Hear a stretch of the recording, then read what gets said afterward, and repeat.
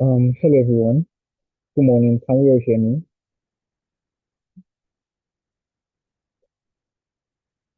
Hello, good morning. Can we hear me? Yes, we can hear you. All right. Thank you, Edo. Right. Welcome to Yes. class, everyone. Thank you so much. Okay. Yes. Welcome, everyone. Thank you so much for joining in. We'll be starting class in a minute from now. But just before we start, I want to encourage the mentees that are already on the call. Please let's reach out to our other co-mentees. You can send them a text message, or you can share the link of the class to your subgroup so that we can have more people join in. Right. So in just about a minute, we will be starting. Um,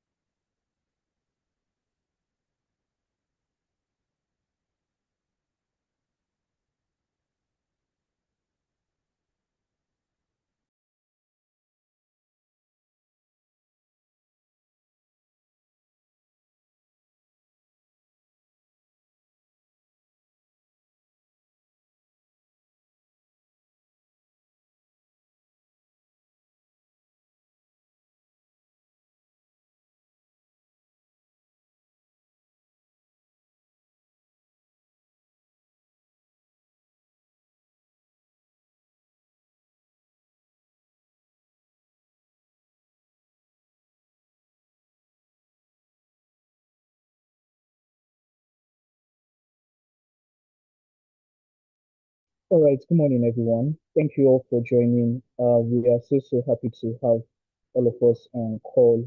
Welcome to the JIIPCC Mentorship and Internship Program, week 5.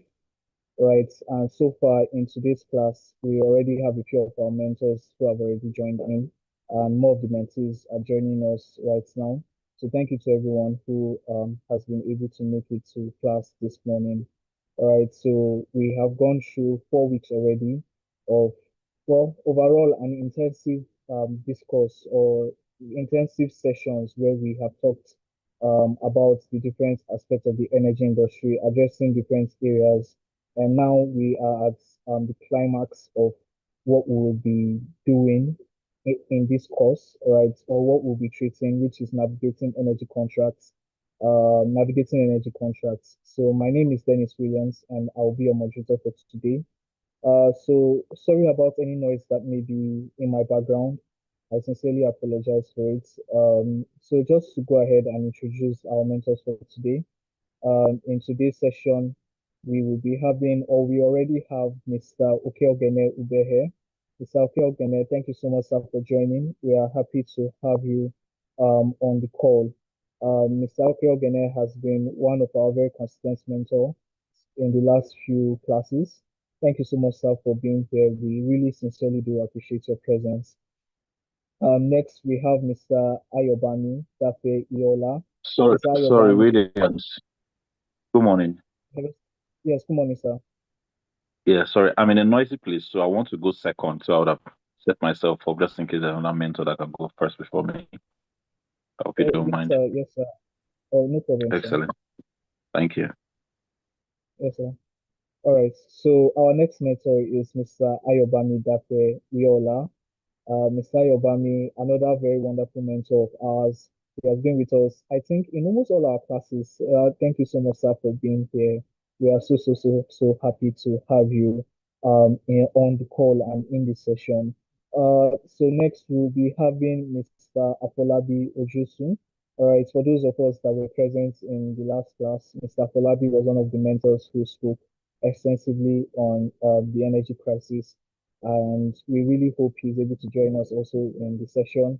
And last but not least, a new mentor we'll be having in the session is Mrs. Egongong Obo. Mrs. Egongong has over a decade experience of as a legal practitioner, holds a Bachelor's of Laws degrees from the Benson Dausa University, and was called to the Nigerian Bar in 2011, being awarded a first class honors degree by the Council of Legal Education, Nigerian Law School. Egongon holds a Master's of International Commercial Law degree. That's a distinction from the University of Sussex, United Kingdom, and a Masters of Business Administration from Warwick Business School, University of Warwick, United Kingdom. Egongon gained experience in dispute resolution, corporate and commercial law, mergers and acquisition, debt recovery, and energy law, while she served as an associate in the law firm of Paul Usoro and Co.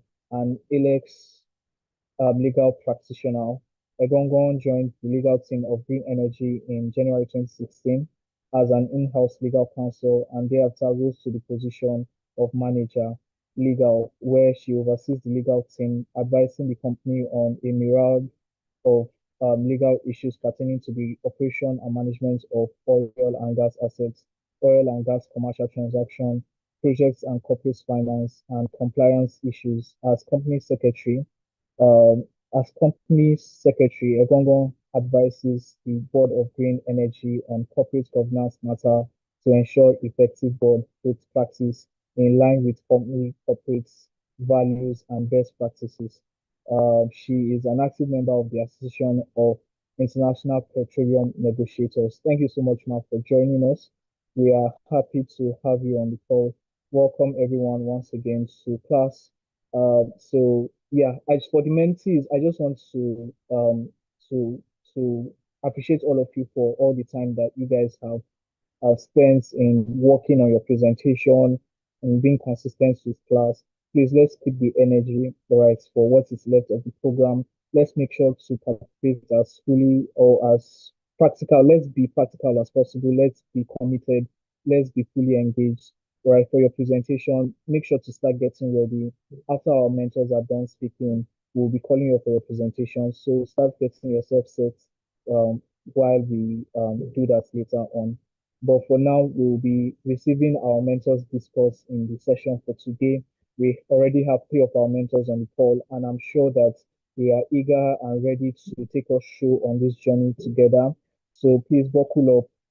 For the mentors, please would like to solicit with us that our sessions should be roughly around 20 minutes each, 20, 25 minutes each, so that we can all finish in a good time and the class would go as smoothly as possible. So over to our first mentor for today.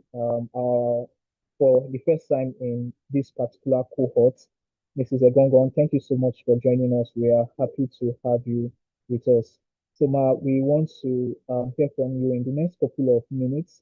Share with us your thought processes and what you have prepared for us as participating in this particular class. You're welcome, Ma.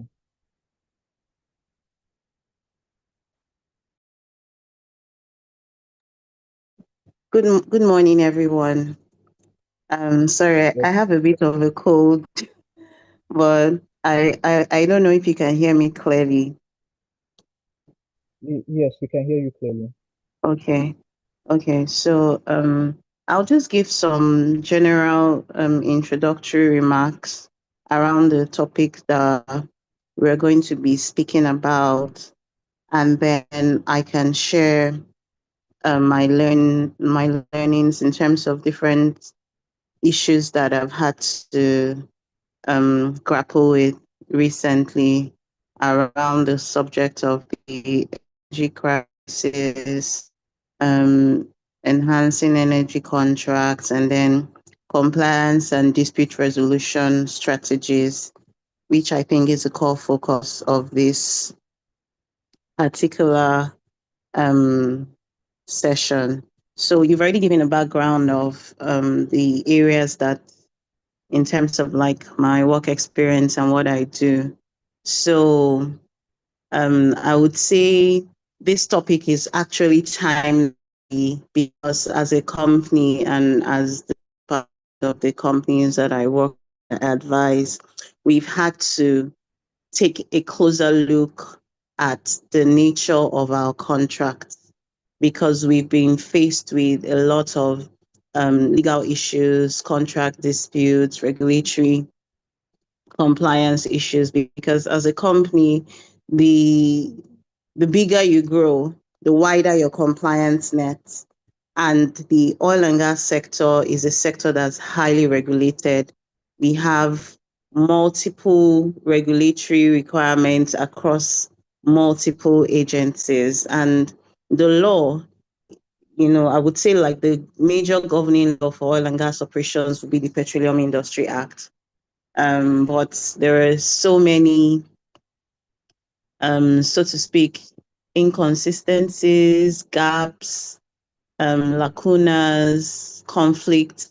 And over time, we've had like multiple presidential directives trying to resolve, and clarify the operation of the key regulators of the industry, which will be the Nigerian Upstream Petroleum Regulatory Commission, and then the NMDPRA, Nigerian Midstream and Downstream Petroleum Regulatory Authority. So we have the commission and the authority. Commission dealing largely with upstream activities, and then the authority dealing largely with midstream and downstream activities. So when we speak about energy during this session, I'm coming more from the oil and gas perspective, because our field, the company I work for, it used to be a marginal field, but with this new regime, the new licensing regime, what we now operate is a petroleum mining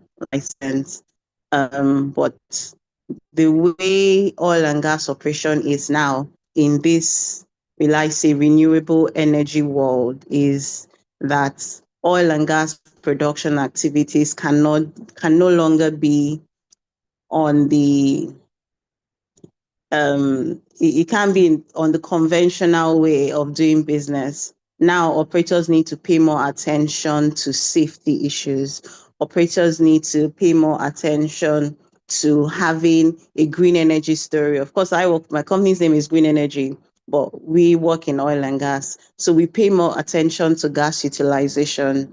So we have gas utilization as the backbone of our oil and gas operations. So to support the oil and gas options, we have LPG plants, that produce LPG for local consumption, across Nigeria. We also have generating power, captive power mostly, but power that hopefully in the midterm, short to midterm, power that would also be able to supply to our host communities and to some industries that, plan to be located in our region. So to the extent that our operations cut from the upstream to the midstream and a bit of downstream, we have to interface with these regulators. So that's on the regulatory and compliance side. On the contracting side, the greater your will I say field development scope and all, you also expose yourself to multiple contracts, and that can also bring us back to discussions that we'll have later around what your contracting framework would be, and the different contracting frameworks you can adopt as a company or as an operator to reduce your exposure. I think I looked through one of the slides. I think there was a slide that talked about, preemptive measures to avoid contract disputes. So one preemptive measure would be in terms of defining the contracting strategy for your project. So that's a background in terms of the nature of work that I do and the nature of the operation and just the general landscape in terms of regulatory compliance. But just to know that aside from those two regulators that govern oil and gas operations, being the NUPRC and the NMDPRA, we also have multiple regulators. So I'll just try to take them, run through a couple of them. We have NESRE, that has to do with Environmental Safety Regulatory Agency. That they are also supported by the Ministry of Environment. So the Ministry of Environment plays a very key role in oil and gas operations, because for every development activity on any oil and gas asset, it must be supported by an environmental impact assessment approval. And that environmental impact assessment is also a function of your field development plan, which you would have submitted to the JIIPCC, the Upstream Regulatory Commission, for review, approval, and then you would, of course, conduct your EIA to test the impact of, all the work you intend to do. And it's so critical because this business is high risk. It's not just high risk in terms of the quantum of investment that is required to go into oil and gas field development. For example, you want to drill a well, maybe depending on what technology you're using, depths, to get to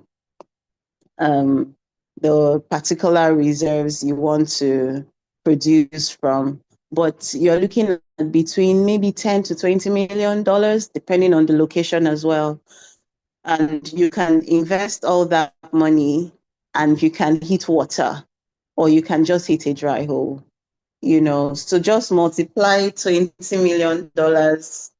Today, the Naira is, I don't know if the dollar is doing badly or the Naira is doing better, but Naira is trading for, I think, around 136 or 14 thereabout. So multiply that by $20 million, and then you drill that well and you get nothing. So there's the financial risk involved.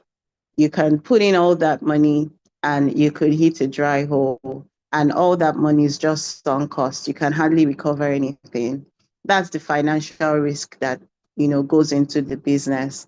But another high risk area is the environmental damage that can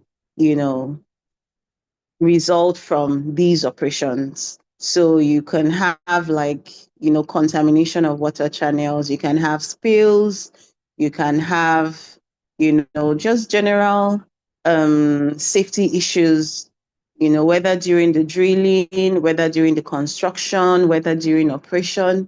So we've had, I think it was last year or the year before, where we had it was almost like back to back, from Britain U to this Aeroton facility to this Aitio. We've had major catastrophic events, in the oil and gas sector recently. Safety issues where people have died, properties lost. So there's the business is high risk. So because of the potential environmental damage that could result, and sometimes irreparable, we're still talking about Ogoni cleanup decades after. So the damage can be so critical. That's why you have multiple environment regulators, not just the commission, involved in ensuring oil and gas compliance. And let me give a practical example. So we have I think it was 2 years ago when we had our last drilling campaign, we had a particular contractor that we engaged to do some major civil works on the field. And without our knowledge, at least to a large extent, this particular contractor or the contractor's subcontractor had gone to, because our field is straddled, it's both onshore and it has the offshore bit. So it sits, along the Atlantic, so to speak. So this contractor, went to excavate sand, around the shoreline, to do his work. And in the course of doing that, of course, he completed the project, everything fine and good. Couple of months later, we get, an infraction notice from one of the regulators saying that they got a petition from the community that their canoes, their boats, sunk because of the excavation works that were done by the seashore and all that. And we were asking, who did those works? We didn't take part in that.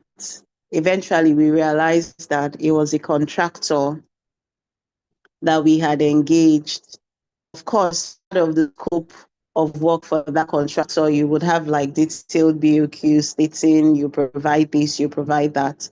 We had paid for all that, but for some reason, the contractor had gone, to that part of close to our field area to excavate sand. And now we were being held responsible, and we had to carry out different reparation works. We had to update AIA, get approvals. It was such a tedious, it was such a tedious, will I say, compliance, reparation work that, looking back, and now we are being faced with a similar situation where we want to do extensive civil works as well.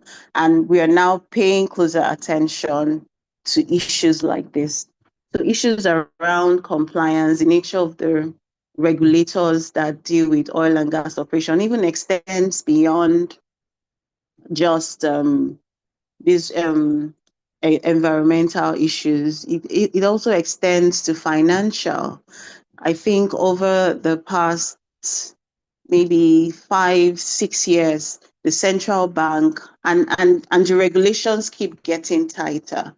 The central bank now plays a much, stricter role in the utilization of funds from oil and gas sales. So in the past, each party would lift their crude.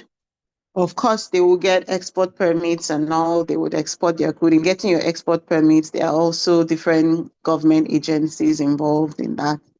And then once you get your money, in fact, at a point, oil and gas companies weren't even bringing their crude proceeds into the country.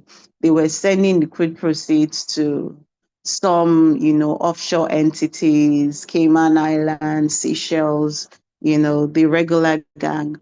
But when the country started facing like forex, scarcity issues around, the volatility of the naira, availability of forex for those who are doing like legitimate, foreign exchange businesses that rely on foreign exchange, export, things like that. It became the central bank now started paying more attention. So today, even though you're selling this product and ordinarily it should just be funds that are available to the owners of the business, the central bank has very, stringent restrictions. First of all, once you sell your crude, of course, it goes with like a bill of lading containing the particulars of the sale. Before you sell, the central bank has already provided, or you, of course, in collaboration and under the supervision of the central bank, must designate an export proceeds account in a local bank. So your funds must come into a local bank, and the utilization of those funds, you can't just take money out of crude export proceeds and, buy a yacht or, I don't know, spend it. You can't spend that money anyhow. There are steps, there are restrictions on what you can use that money for, how you can use that money. So we are finding a lot more financial regulation of oil and gas proceeds, a lot more than it used to be. So I think I'll stop there. There are so many compliance issues, around oil and gas, development. But let's now get into dispute resolution. And I think I'll wrap up with this because I'm sure I've spoken for quite some time now. I'll just wrap up with dispute resolution. I'm a firm believer that, of course, my job as a lawyer is to prepare contracts, make sure the contracts are watertight, make sure you put in all the clauses to protect the company's interest and make sure there's performance of the work and the company is actually getting value for the service and the funds that are being paid to the contractor. But I'm a strong believer that the very first step in ensuring that you manage your dispute or the potential dispute that can come out of a contract is in choosing the right contracting party. That, to me, from my experience, it doesn't really matter what you put in a contract. If you contract with a party who has nothing to lose or who has no respect for contracts, then all you have is a piece of paper. And you can see that in the world today. There are different people that have their views about, different political leaders across the world. And there are certain leaders that will come out and they will make a statement today, and the world will be like, don't worry, tomorrow he'll come and, he'll be saying something else tomorrow. He'll be singing a different tune. You might sign a contract with a party today, and there's an issue tomorrow. That party doesn't refer to the dispute resolution mechanism under the contract. That party decides to take laws into their own hands. Let me give a practical example. One of the contracts I'm currently handling is with a particular firm, an Asian firm. Let me not state the actual nationality of the company. And a dispute has arisen on that particular contract. And whilst we are still trying to work with the contractor to, see how we can go through the dispute resolution mechanism, have conversations, see how we can align, on a way forward. The contractor has told us that when we were installing this particular equipment, we have a kill switch in our office in Asia. So we're giving you the next couple of weeks. If you don't meet our demands, we are going to activate that kill switch. Now, of course, in the course of dealing with that contractor or procuring those items, we didn't know that the contractor had a kill switch that would just shut down the entire facility from Asia. Do you understand? So that's a contractor that doesn't have a reputation to protect. That's a contractor that doesn't have anything to lose. He's just there in that moment to get his money and to move on. But if you're dealing with big names, and that's why some parties decide to contract with big names, even though they come with a premium, you don't always know what disputes would come up in the course of a contract. A contract, you can, everything is fine and good in the beginning, there's no problem, but sometimes, more often than not, things happen. And you then need to rely on the reputation of that particular party, to comply. You need to make sure that you're engaging with contractors that have a track record. That have a track record for following contracts.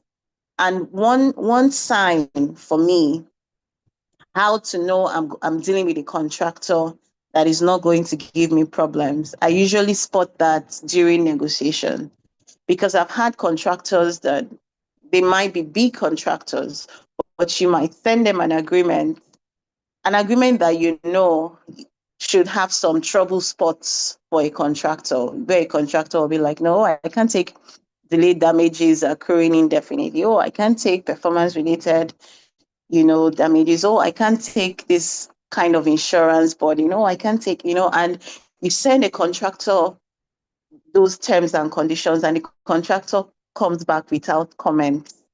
And the contractor's like, let's sign, let's sign, let's sign. I'm always very worried when I meet contractors like that, because that tells me that the contractor hasn't taken the time to actually look through the details of the contract to determine, what those pressure points would be, so that we can have a conversation and we can align. So I would always say that one fundamental preemptive measure to avoid disputes, again, going into some of the points you've raised in your presentation, is to actually do some thorough checks, KYC, know your contractor, know the party that you intend to engage with, ensure that it's a contractor that has something to lose, ensure it's a contractor that has a reputation, of responsibility and compliance within the industry. It might come at a premium in terms of price and all, but in the long term, not just in terms of the quality of work that will be delivered, but also in terms of just the safety that the terms and conditions the parties have agreed to, the contractor is going to meet up with those terms and conditions. So those are just my preliminary comments. I feel like I can keep talking and going on and on because there's just so much to unpack, on this topic, but I would leave it to other mentors to come in and make their comments. Thank you so much for your time. Thank you so much, Ma. We really, really did enjoy your shared thoughts and your discourse in the session. Sorry about your health. We really hope you get well soon. We really hope you get well soon. So we still have two other mentors on the call. We have Mr. Kyogene and Mr. Ayobami. I think we'll be going with Mr. Kyogene next, and then we'll move over to Mr. Ayobami last. Mr. Kyogene, are you with us, sir? Okay. Good morning, everyone. Another pleasure to be here again to have this conversation. Always a pleasure to be amongst your midst, to share our ideas, also to learn from the younger generations and for our peers as mentors. I always appreciate and thank JIIPCC again for this opportunity. Always knocking on our door to come and make our small 2 cents to the younger generations as part of our responsibilities. And I don't take this for granted. So thank you, JIIPCC, thank you, Williams and Co. I think we've started on a very good note. Egongo, thank you very much for the presentation you've given. I think you're the perfect person to make the presentation. You were well chosen for this, and knowing what is going on in green energy and what is happening in the industry, I think you are the best person to have provided that feedback. That's the level of depth required for the mentees to pick up and understand that contracting is a very important part in the energy business. I will not say oil and gas now, in energy business, and it takes someone some level of years to be tutored to understand the elements of contracting and what is required. And I think Egongo has gone through the ropes, working in a legal firm, touching around in energy, and going to become lead counsel in green energy. And green energy is a growing company that has had time to touch on many areas, and she's provided a lot of examples here. So Egongo, thank you. I just implore on the mentees to pay attention to what she has said and some of the examples we will be given as we go ahead. So again, looking at compliance and dispute resolution in the energy sector, and this is a key part because most contracts in an entire year, depending on where your company is and the maturity level, you always have issues to deal with when it comes to contracting. And like Egongo said, this is something that you need to pay attention. If you're a counselor, your lead counsel, or a lawyer, or you're involved in drafting contract here in supply chain, whatever it is, you need to pay attention to certain elements. And she made a very good point to say, when you're drafting these contracts and you're starting and you've presented this to a counterparty and there is no feedback coming in, that is a very good red flag for anyone to know that someone can turn on you at the middle of the contract. And what makes it even very appalling is that some of the contractors you are engaged with, they already have an agenda in their mind and say, if you come with this, we are going to come with this, because it's a win or lose battle for some of them. And it shouldn't be that way when it comes to contracting and dealing with this issue, because it should be something of a mutual benefit. I'm paying for the services you are providing, and you are providing value for a service that I require. So I will go along to mention a few things. I try to go by exception of what Egogo has not talked about, but I think she has touched on many of the areas. The background of the conversation is transition from the Petroleum Act of 1969 to the PIA, because that happens to be the umbrella body that manages oil and gas activities. and it has become more robust from the first generation 1969 Petroleum Act to the PIA, and it provides certain provisions for dealing with alternative resolutions. There are a few things I will speak about in terms of what are the elements that are required when you have disputes to deal with vendors or with parties or JV elements, and how we are going to do it as the case may be. So historically, the PIA has come to take over and provided the framework. And most joint ventures and production sharing contracts, again, there are templates that are being used in a case where responsibilities are assigned between different counterparties, as the case may be. However, the audience, again, that we will think that, or whoever is going to benefit from this as we go ahead, is having clear roles and responsibility on your contract, and who does what at what time you do what. And like was mentioned, whenever there are disputes, it should be clearly stated what is the route to resolving those disputes. In a case where we use the Nigerian context for oil and gas or energy cases, we expect that the Nigerian law will be used as cited in most procurement cases. However, if this was stated to be some other litigation corridor that should be that will be considered, I think we need to move in that direction to ensure that we stick to it. But again, contracts developing contracts requires a lot of experience. We need to lean in on those that are experienced again to develop the framework for those contracts.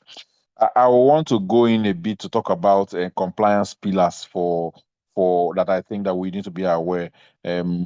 Environmental issues are some of the issues that always creep up. I think Gogon touched on that already. Host community management also is also another issue. Then operational reporting is another issue that has caused a lot of contractual issues. I want to lean in again on the host community area. The PIA clearly states what we call HTDCBs, Host Community Trust Development Trust, which gives the community as a stakeholder in the oil and gas industry. And again, for the example that has been described already, a vendor has gone to take a part of the or done some excavation work, and this was not reported already. Communities are very, very, very, very aggressive at this point, where whatever concerns that operating companies have, they always have to report to them. There has to be a license manager, there has to be a CLO or someone that you have to pass on information to say, can the community offer this, or this is some of the activities we want to take, you want to go ahead with, so the communities are aware, so they can give their own support. And if you don't do that, it comes back to you with heavy slams that regulators will now approach you and give you very, very tough conditions again for compliance. And we want to be well aware of that as we go ahead and dealing with issues. So one needs to be very smart. When you have some of these issues, you need to have connection to the regulators so that you're able to explain yourself very well, and then provide evidences, because evidences when it comes to dispute resolution, they are very, very key. So when a regulation or when a procedure, a framework is created, and you are complying with that framework, you need to also keep evidences to say you are giving 100% compliance, 80% or 70% compliance. And the reason for all this is when there are issues to resolve, or there are contests as regards this contract, you're able to provide your evidences as we go. So in terms of dispute resolution for mechanism for what the PIA has outlined, there is a shift from the conventional litigation approach to more of an alternative dispute resolution, ADR. And this is quite important. I'm sure the mentees know about this already, but using ADRO mechanism in resolving contract issue has seemed to be very, very effective, though sometimes it delays, though sometimes people can argue that it can be more expensive. But again, it allows both parties to play along even when these issues are being resolved, meaning that there's adjustment between all parties to ensure that they get the desired outcome. And I consider this one of the best. I'm not a lawyer, but again, from my experience, it has worked very well for me. And what this does is that it avoids delay of traditional litigation, alternative dispute resolution. Also, in some cases, there's been an upstream alternative dispute resolution center that also provides some kind of litigation or alternative to litigation when these issues are upstream issues, right? And then also the issue of also using the courts, the Nigerian judicial system, to resolve some of these issues. I know there are other mechanisms. I think the lawyers on the call will go deep down into this and distill most of them as we go. But in terms of emerging trends and what we need to look out for, as energy transition begins to take place, right, and we move from conventional to non-conventional, there is an increasing focus in us having dispute resolution framework available and not going through the traditional litigation path to ensure that we have a nimble framework. We have an agile framework where if there are issues, we sit in early enough, we talk about the issue, then we agree on what to go, rather than having elongated processes that will allow us to start going to court or start bashing one another, as we see most companies in Nigeria. Recently, the Nest Oil case is a classic case that we have seen where there's been litigation, there's been misappropriation of funds, and um it has gone through that legal process up onto the end where there are huge monies owed to the banks and owed to certain parties and also to contractors. And the contractors have used their or the channels available to them, especially the courts, to revoke certain properties that are owned by operators or their clients to ensure that they're able to draw down on the monies or whatever they are being. This case, in the previous cases, we used to have the case of AMCOM, right? AMCOM is a regulatory body in Nigeria that used to help to recover debt that is being owed, particularly when it comes to alternative when issues have been or contractual issues have been dealt with.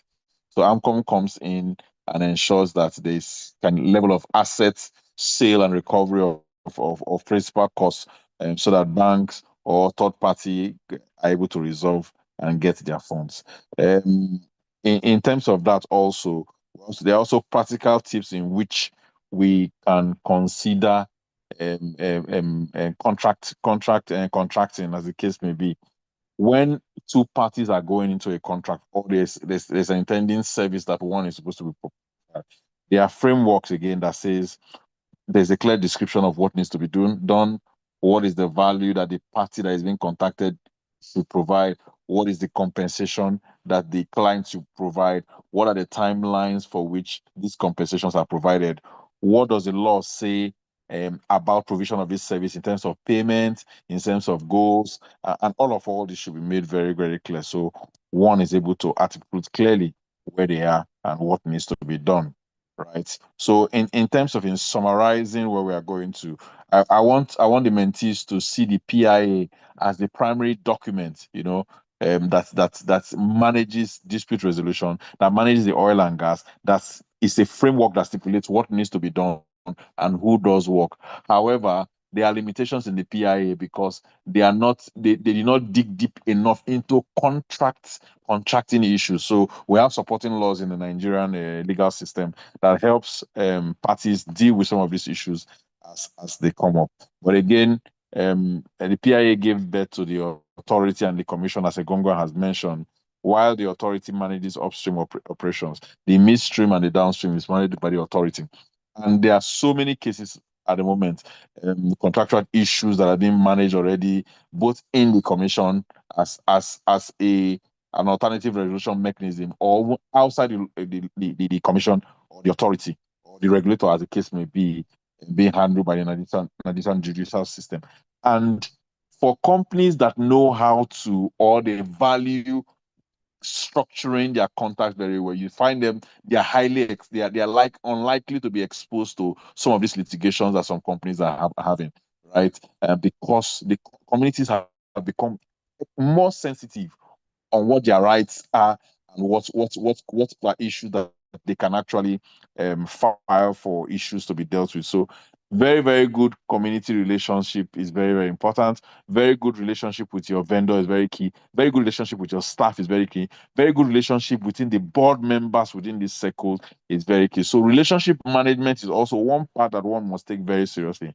If you have someone or you have a team or you have a department that manages relationship beyond the concerns that come from contract or, as the case may be, dispute resolution, you have someone to look at these issues when they are very early, when they are teething, and identify where concerns will come and deal with them, as the case may be. I will pause here, or I will stop here. I think we still have a few mentors again. We have Ayobami on the call. This is someone that's also been in this field, also in dispute resolution as a lawyer. So I think he will provide more context again from the operational side of things. Operations suffer a lot from disputes and poor contract management. I've seen that operate. I've seen that happen already, and it's not something that one wants to encounter in major projects that they're having. So take your time to develop your contract. Take your time to put all the clauses that require. Take your time to review. Let the back and forth be as many times as possible. If you don't want that, sit in the room with your counterparties, with the legal team, with all the parties and stakeholders, and then craft a framework on the contract that protects everybody's interest, that leaves reputation for everybody, that leaves room also for amendments when these issues. And by doing that already, you are able to, handle all the complications, the heavy lifting that will come out of it. So they are all minor issues that should be dealt with, and by minor conversations, we're able to resolve those issues. Thank you very much, Williams and then JIIPCC team. Thanks for the opportunity. All right, thank you very much, sir, for the very detailed presentation and discourse. We are just building up on what Mrs. Egongo has said. Mr.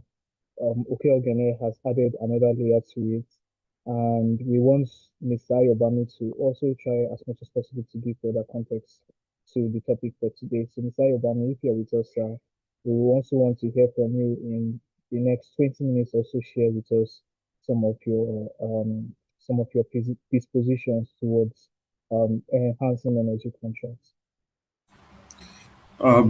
Thank you, Dennis. Yes, I have a slide, so I'll just display it and run through it as fast as we can. Honestly, this topic, it's more than a day discussion, because I mean it's a whole lot, and I believe the lawyers on the call will think that this is the main thing they have been waiting for throughout the previous weeks. But yeah, like I always say, it's important to understand what you're doing. So that's why people like my brother Okeogene is discuss with us week in, week out is very important, because honestly, for a lawyer to understand contract, dispute resolution, compliance, you need to understand what exactly you're doing.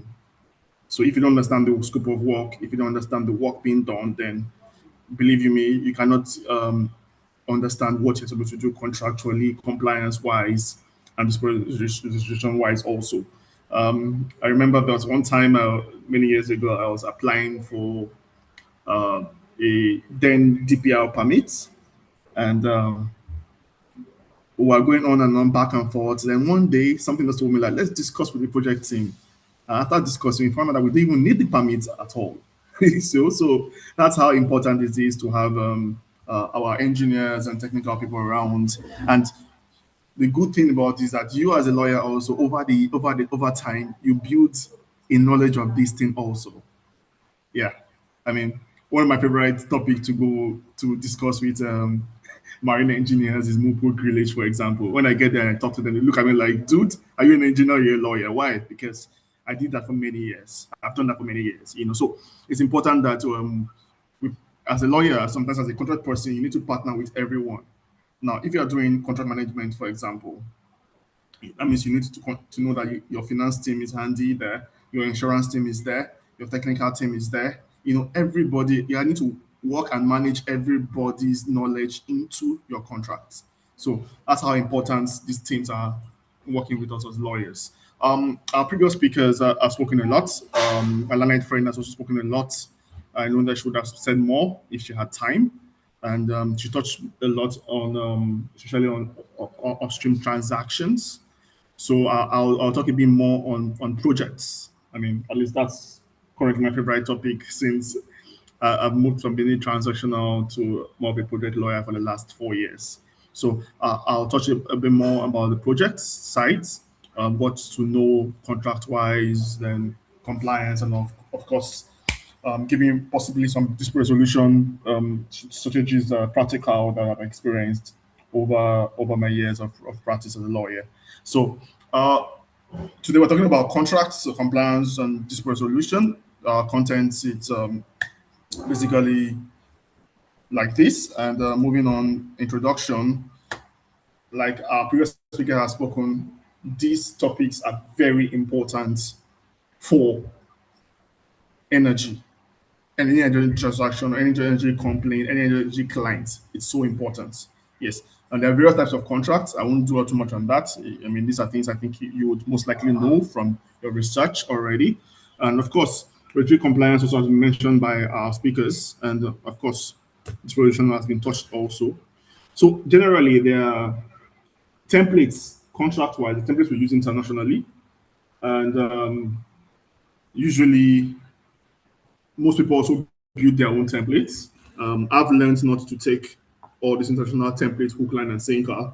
Usually, I always have a modified versions of how I want it. Even though I might use the template, I will always modify to suit what I want. But the whole idea of international contract templates is to, most of the time, allow neutrality between parties, and also is usually updated from time to time.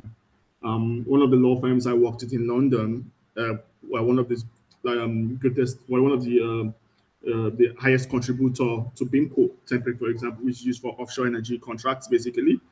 And yesterday I was reviewing a BIMCO, a fixture note for a vessel transaction, and the CPA used, that's the tripartite agreement used, was in Genco, BIMCO Genco 1994. I was like, 1994?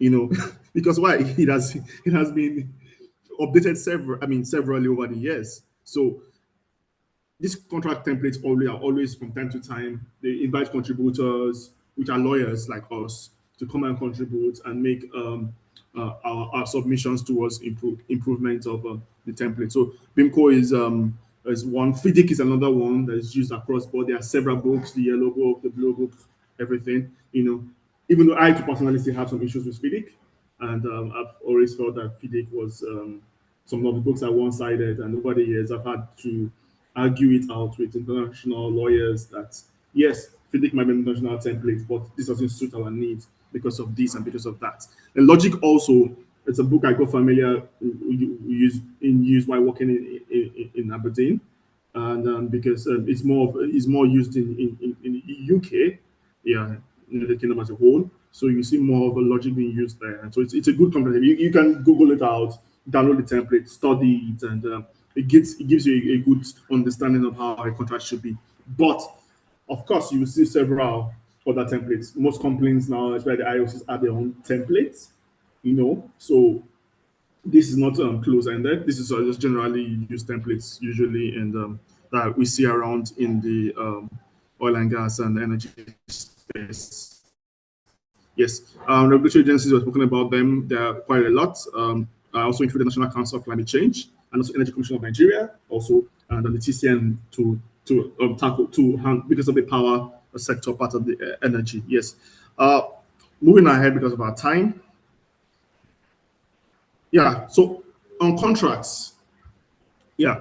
So there are various types of oil and gas contracts. You hear a lot of about production sharing contract. I think my legal friend also mentioned that, so I won't dwell on that.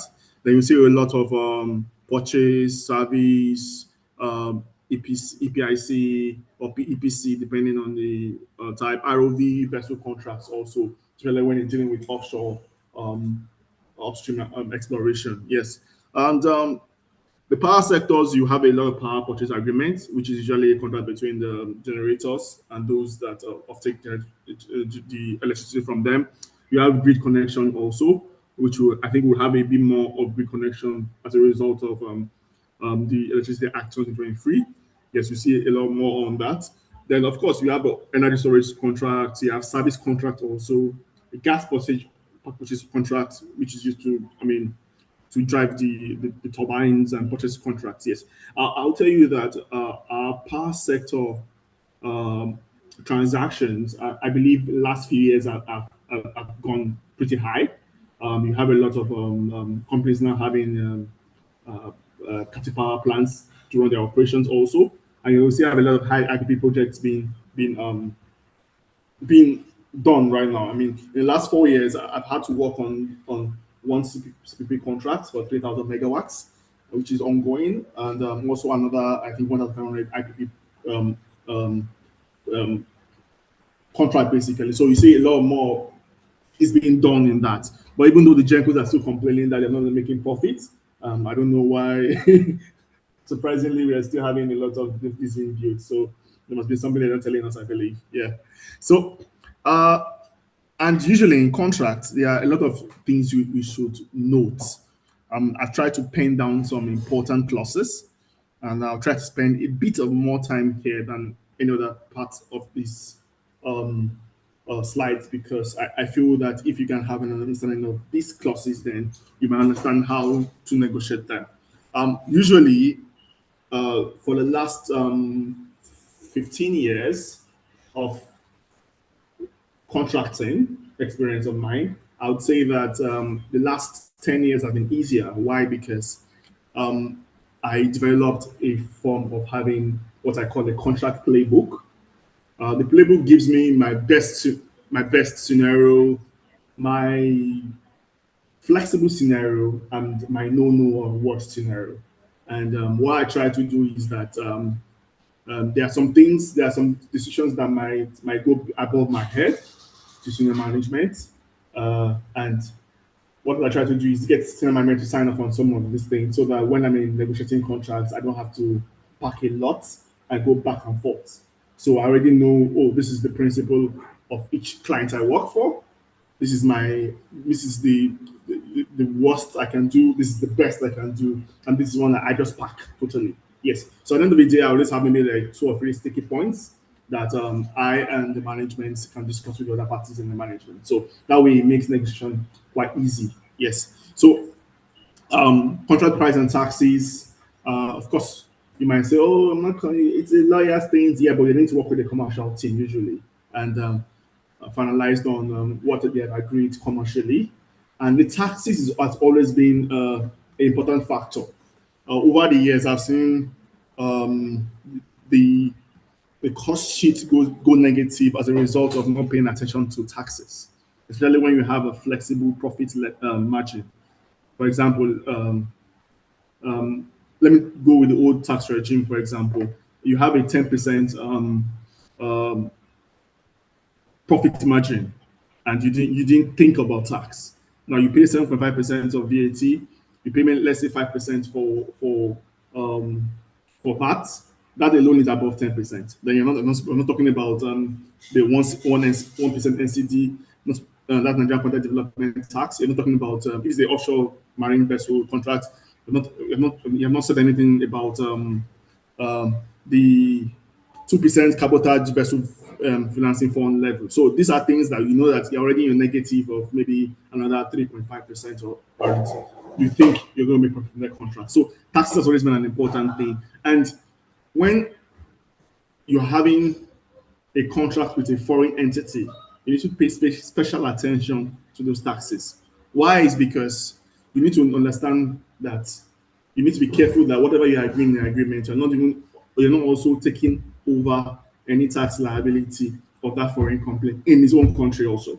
So it's very important that you pay attention on the tax uh, clause basically. And I always say this, that as much as possible, if a contract has an in-country, like in Nigerian scope, and has an out Nigerian scope, then you need to work with your tax team, because if you're not careful, you end up paying enough, you pay taxes on the total contract, including the in-country and out-country scope. So, and which shouldn't be so, because basically you're always bent to pay taxes for things that happen in Nigeria. So it's important to work with your finance team and tax team to have an understanding of this. Insurance is also important also, because hey, anything can happen. You only need to mitigate your risk as much as possible. Have insurance policies in place, and of course, including for personnel, for equipment, for projects as a whole. You know, something they call a construction haul risk insurance. There's employee liability insurance. When it's vessel related, there is all our machinery and professional indemnity, which is for third parties liability. So insurance is also important, and you need to work with the insurance team to understand that the risks that can occur, which might not be covered, even if they're covered in the agreement, also they're not going to cover in the agreement. It's important that you safeguard those risks so that if anything happens, you're safeguarded. One of the examples that really comes into my mind was an ROV dropping on total field. I was involved in the project, and I think it's either Ejina or AR field in Nigeria here, and the ROV dropped and got destroyed. You know, and the contractor bought that ROV for I think for $8 million or thereabouts. Yes. So thank God that they had the comprehensive insurance for that. So what the insurance team had to do is send someone to investigate. The insurance paid for special tools and vessels that went to the seabed to try and recover it, and they paid comprehensively for the ROV, that got lost in sea. So these are important. That's how, of course, if the company have insurance, that means that's $8 million down the drain. So it's important to have insurance in place. Indemnity and liabilities, there's always, you hear a lot of mutual hold, harmless, knock for knock. I would say it's all down to negotiation between parties. As much as possible, you want to safeguard your client. So that you go with anything that happens, both parties bear their loss, or you might give a provision that if not gross negligence is involved, willful misconduct or the breach of duty, then that party will be responsible. So the whole bottom line is try and know what your company wants to safeguard. Then, as much as possible, ensure that you're not responsible for the other party's equipment and also loss or death of personnel of the other party. Yes, that you want to safeguard against. Yes. The limitation of liability basically is another one. It talks about what is the limit of a liability that you can be exposed to in a contract, basically. And I would say that most contracts will have several numbers, some will tell you 20%, some will tell you 100%. So that means if any liability occurs, the other party will be responsible for 100% of the contract price, basically. But usually, the standards to have in most international templates will tell you that there are still some exclusions that will make liability unlimited.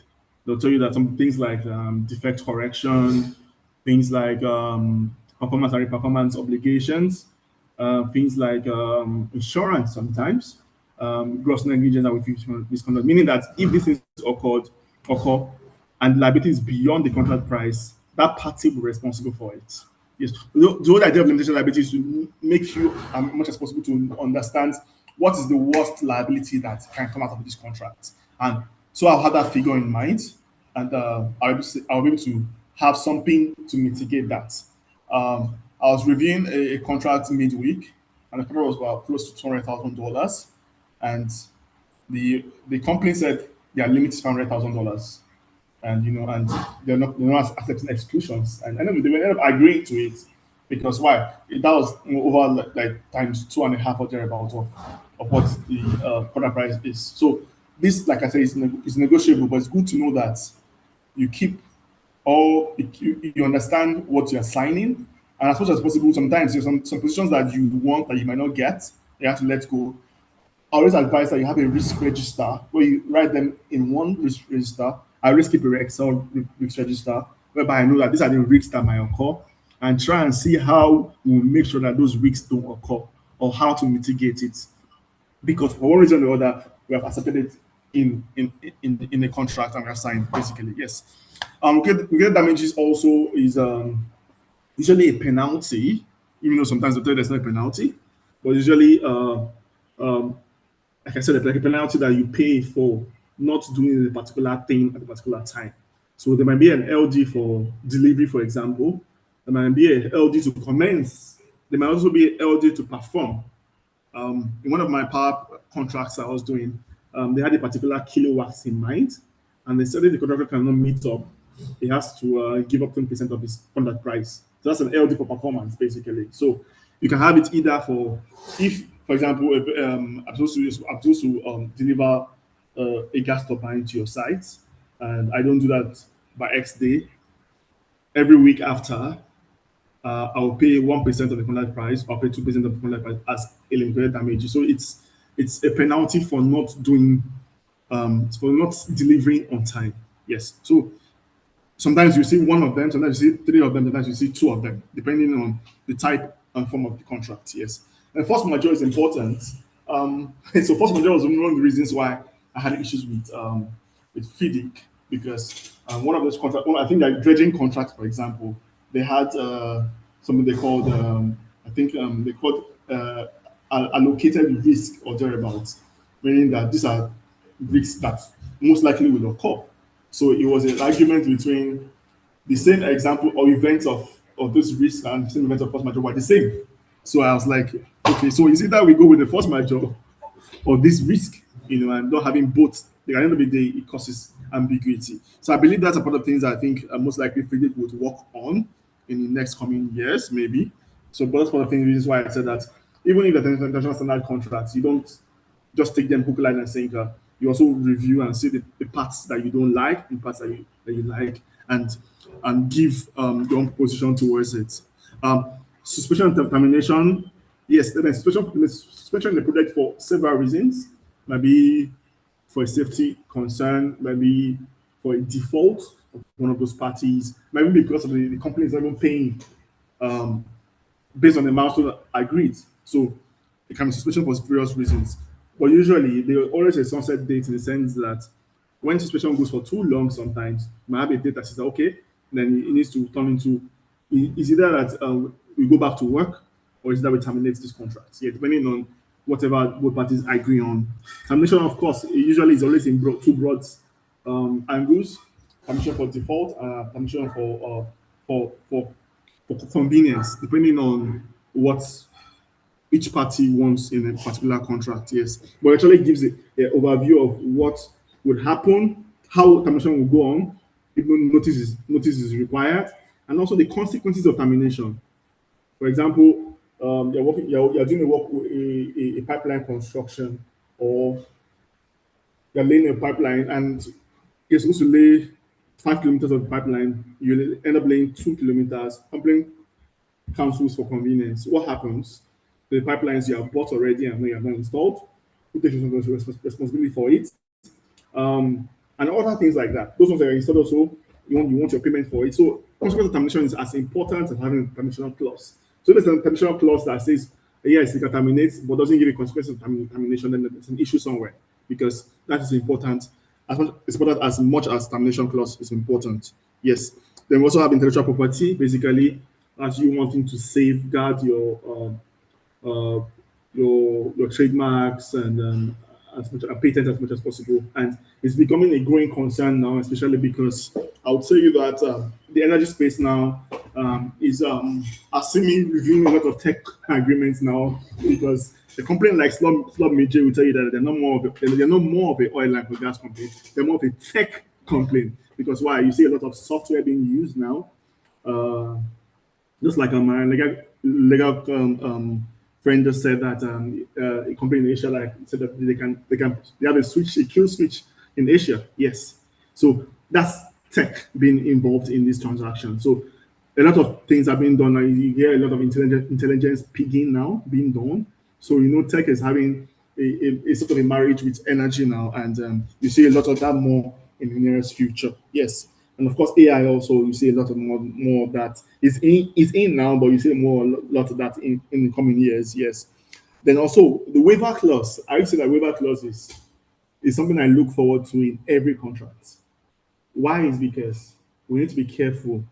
In law, looks like they tell you there's implied contract. There's also implied consent. For example, a contractor has been doing the same thing over and over again, something negative, and you didn't caution him, you didn't stop him, you allowed them.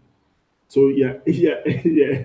Estopel from saying later that you want to sue him for that because it's deemed that you have agreed to it practically. So it's important that we have a waiver clause to say that you're only waiving anything that is in writing and is signed by you. So if the contractor is doing something, you're not talking about it, doesn't mean you have waived it. It's just you reserving your rights to do something about it at a future date. Yes. So waiver clause is always a very important clause also. Dispute resolution, we'll talk later. Defect correction basically tells you the parameters in between you want in parameters you want to ensure corrections of defects, remediation of works, for example. Yes. So is it that you want to give them timeline to do that? Is it a reasonable time you want to mention, or is it that you want them to not to even remedy it at all, and you give a third party and take responsibility for it? So defect correction usually takes care of that kind of clause, depending on what parties agree on. The warranty and guarantee is also important because when a service is being done, you want to guarantee the service, and when a product is being given to you, you want to warranty the product. So it might be 12 years, it might be 12 months, it might be 24 months, it might be 36 months. But I must say that when it comes to important purchases, it's important that you distinguish warranty period for delivery and for installation.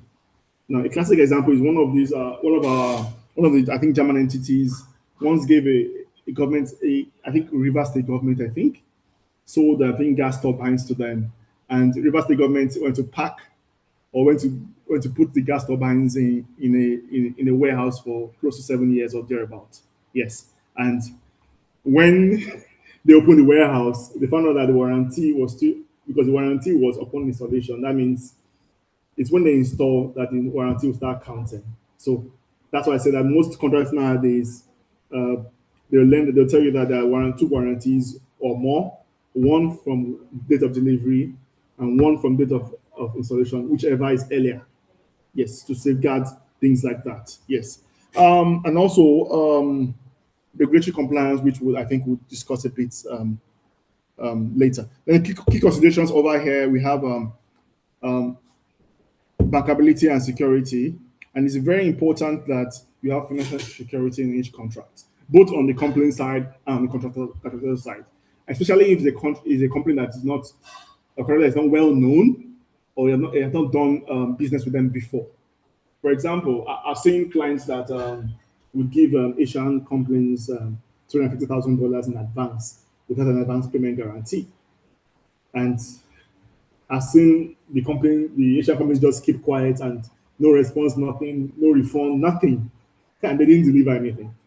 So yeah, so things like that, you need to have a bank guarantee in place. It might be for advance payments, it might be for performance, it might even be for warranty period, which is called a warranty guarantee, meaning that during the warranty period, where they warrant their product is good and okay, they say guarantee that in case it's not, the product doesn't end up being workable for your project, basically. So warranty guarantees, financial security is in place. Also, if you're a contractor that is working for a company and you're not sure that the company would pay you, in time, you can ask for a letter of credit, for example, so that when they don't pay you walk down to their bank and on demand you get your monies. So it's important to have financial security in every contract, or else it might hamper your operations, it might hamper your own finances, and it's known to be it's even ruined companies also for not having financial security in place. Then jurisdiction and governing law, will discuss that further down the line. Yes. To the compliance now. We've spoken a lot about PIA, so I won't touch too much about it. But one of some significant introduction is the Host Community Development Fund, which is a 3% of the operating expenditure, which I think companies are still trying to implement. Yes, so it's still under the implementing points. Then the Electricity Act also, like I said, state power is giving power to states also. So it's not more a federal thing anymore. It's now a concurrent list item because both states and federal can both work on that. Then, of course, they can also issue a licensing framework, and like I said last week or some weeks ago, we still have issues with our grid, and a whole lot of TCN issues like that, and hopefully we get that resolved with more finances and more private individuals going into that transmission leg of power. Yes. Of course, the Energy Transition Plan also, 2022, is also a key legislation also. And the whole idea is to have a 2060 target carbon neutrality. I think we spoke about this a couple of weeks ago also. Then, of course, it's also to encourage more of investment into energy transition, from fossil fuel to renewable energy. And also, we also have a 2030 target of reducing of 30% increment in renewable energy mixed with the non-renewable And our next slide now. Our next slide. It's a continuation of the PIA also. These are some of the things: penalties of gas flaring, production incentives, a new tax regime, which I would say that this new Nigerian Revenue Service coming on board also is would also most likely impact on that also. So it's what lawyers are still studying and seeing what would happen towards the tax regime in the oil and gas industries. Yes, the Electricity Act also, like I said, TCN is, even though the act allows for transmission leg to for TCN to invite private individuals, but we have not seen that being done yet. So it's still a work in progress, I believe. And also, the energy transition plan also has five objectives: is to bring modern energy services, five sectors rather, across the power, cooking, oil and gas, transport industry. And also, the objective is to bring modern energy services to the population of Nigerian, create more jobs based on a reduced fossil fuel demand, and also we Nigerian playing a big role in Africa also in promoting renewable energy and transition for as using gas basically. Yes. Also the Climate Change Act is one of the legislations also, and the whole idea is, like I said, is 2060 targets and also 2030 targets we have, like I mentioned initially. Then we also have local content laws also. We have the NCDLB Act, which is trying to promote Nigerian companies having more jobs in Nigerian sector, in the oil and gas sector in Nigeria, and 50% percentage of which only foreign companies can come into it. Yes, you have a Cabotage Act, which is it's usually covering three things: building, meaning that vessels should be built in Nigeria. Manning means vessels should be run by Nigerian crew, and ownership means vessels should be owned by Nigerians. So that's the act is meant to promote Nigerian businesses and Nigerian involvement in the ownership of vessels and building and manning of vessels. Yes. Then also, it all is to ensure that qualified Nigerians have jobs. So meaning that you shouldn't have expats coming in for jobs that Nigerians can do. Yes, that's the whole idea of encouraging Nigerian personnel manpower in our laws. Yes. And also there's a similar one in power sector also, has a NCD also promote Nigeria local manufacturing of equipments and items and products, and ensure that technological transfers and R&Ds has been done in Nigeria. Yes. This resolution now. Yes, we have the litigation, we have the ADR, and both has advantages and disadvantages. Yes, and under litigation, basically using the court system. We have federal high courts, you have state high courts, and other forms of courts. And which people can go in, and of course, we know the limitations we have in judicial system when it comes to litigation. How we have less number of judges, more cases, a long time of adjudication of matters. And I was funnily telling some group of friends last 2-3 weeks that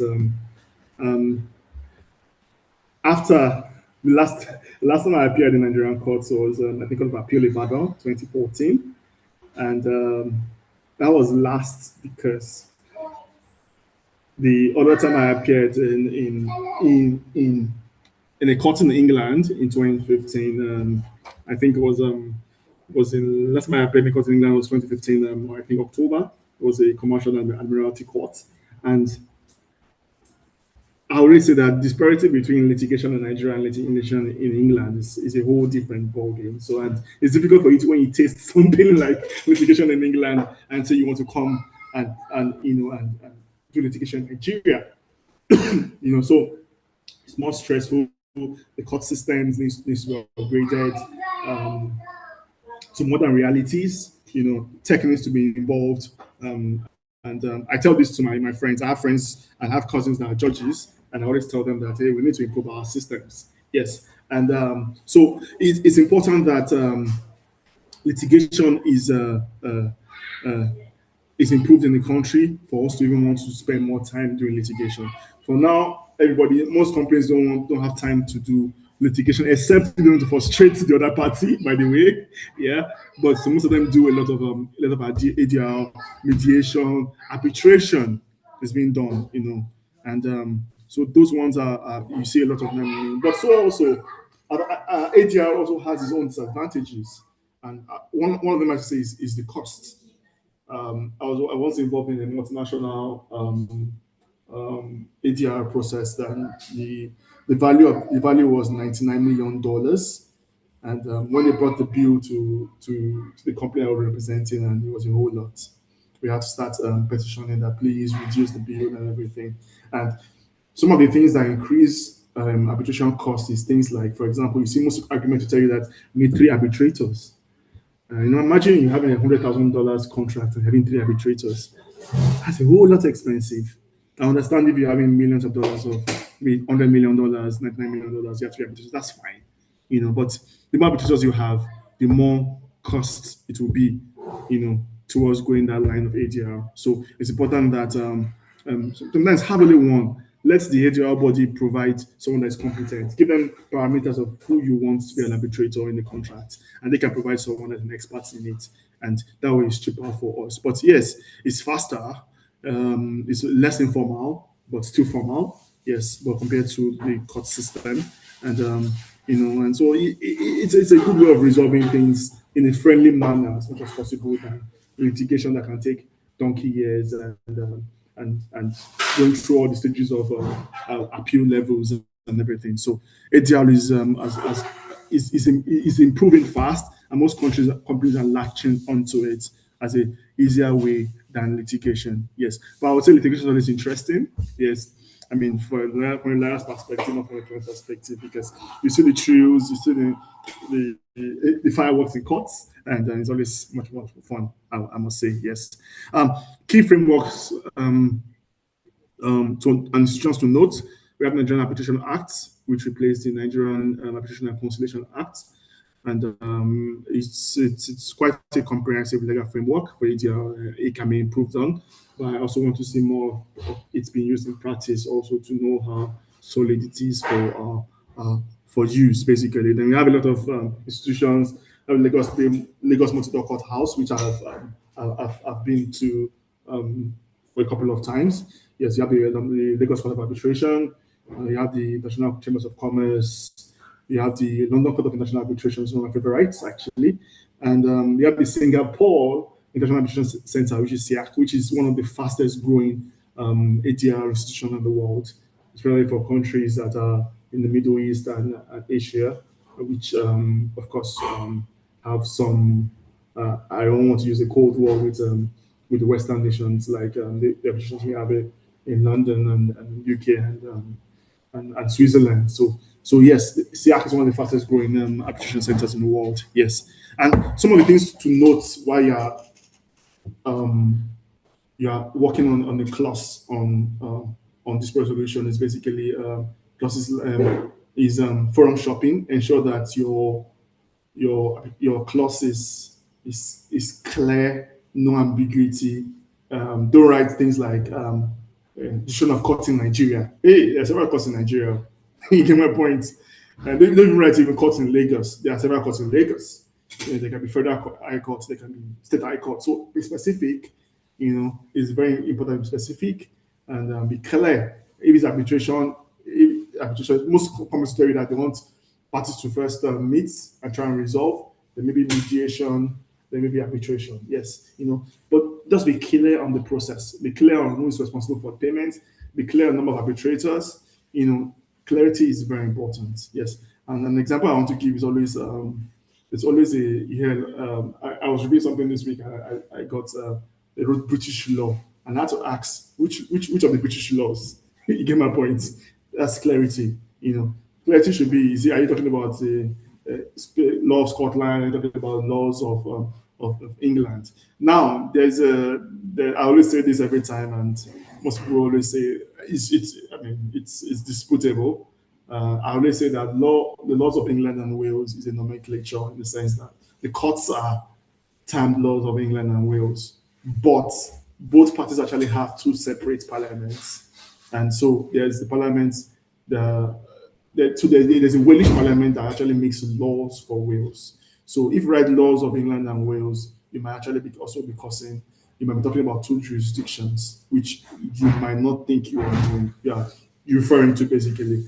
But the good news is that right now the law of England and Wales are still okay because the Welsh parliament are still legislating on more social laws and everything. But in nearest future, we might have a change of either of choosing either the law of England or the law of Wales, because by the time the British Parliament start having the rights to make some laws, especially involving commercial transactions and co, then you might need to pay attention to sticking between the law of England or law of Wales instead of law of England and Wales. But for now, it's still safe, even though they have two parliaments, yes. And also, most of our energy contracts, you see a lot of governing law as law of England. And I always tell lawyers that be careful about agreeing to laws that you don't know about. Yes, because there are laws there are clauses in the contract that refers to anything the law says, for example. You get my point. And if you are saying anything the law says and you're talking about Nigerian law, you're talking about English law, are you sure you're vast enough to understand what the English law is saying about it? One of the things I used to tell my mentees and people that work on them over the years is that if you want to rely on the laws of England and you don't understand English law, try and check the unfair contract law of 1977. Why I tell them to check on that law is and try and get fast stuff in the law is the fact that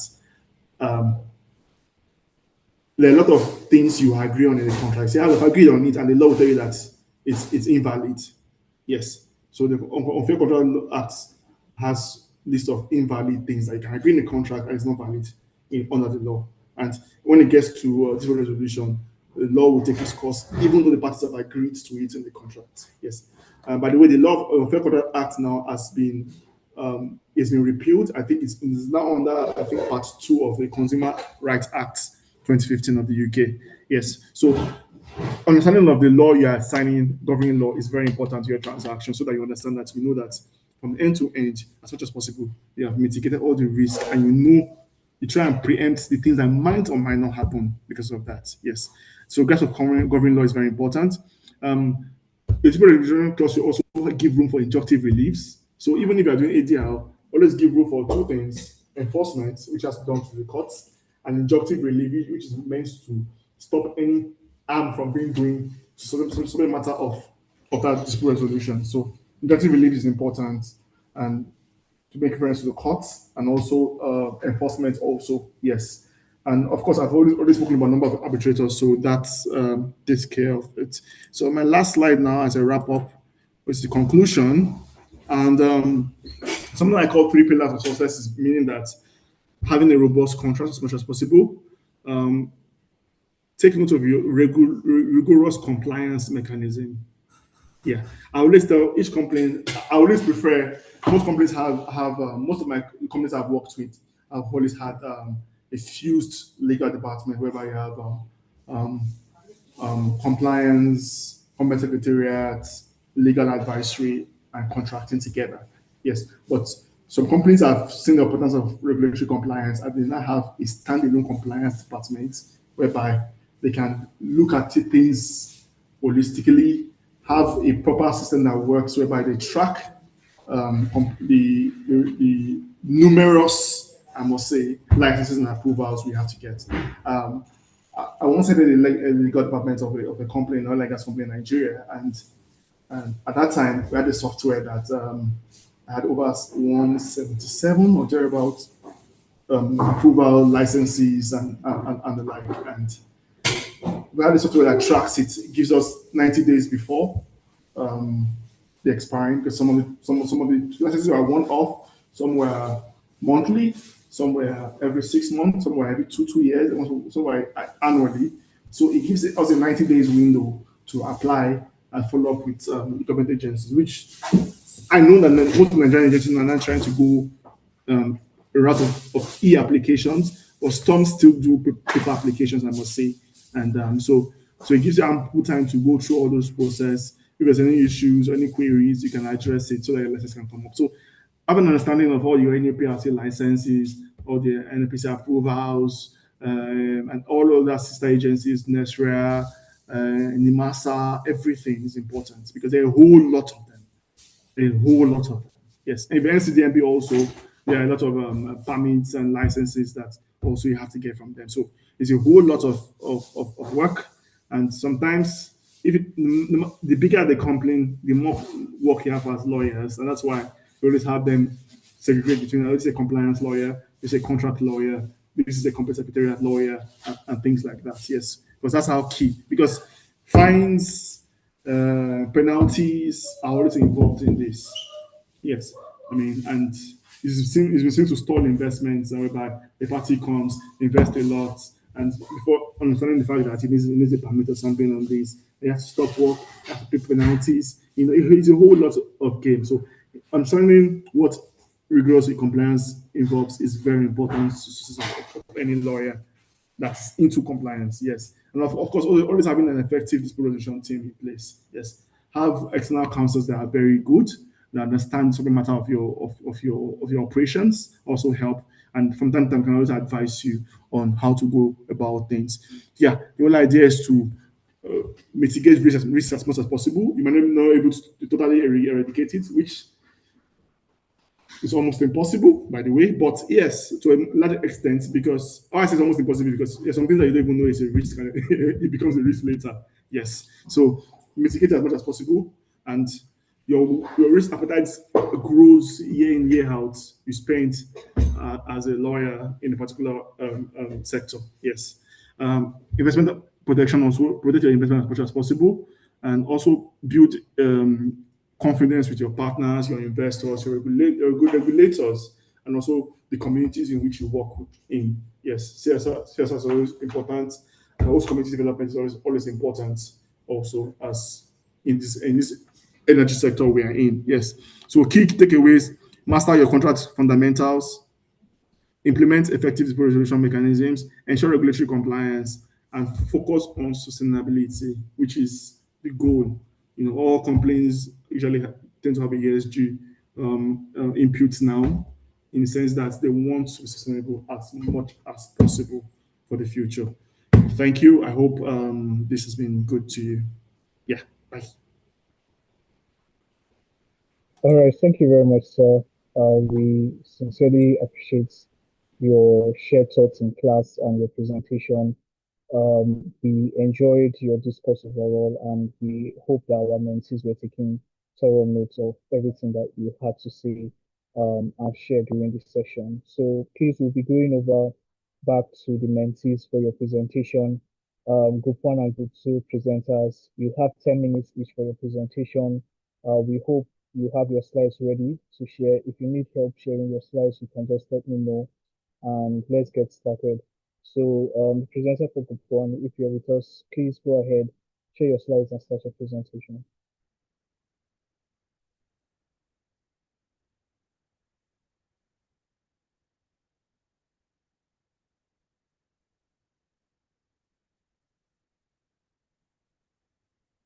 Who is presenting on behalf of Group 1? Please, let's get your presentation as quick as possible.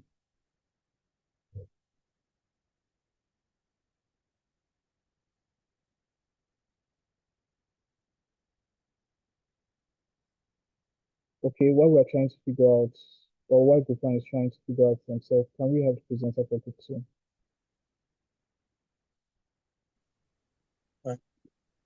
2? Good afternoon, sir. Good afternoon, Yeah. other mentees. Can you hear me?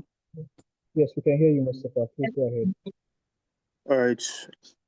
My name is Mustafa Abdurrahman, and I am the presenter for Group 2. So I will be sharing my screen now. Just give me a few seconds. All right, so please, you have 10 minutes. Please try to stick to time. Right, thank you. All right.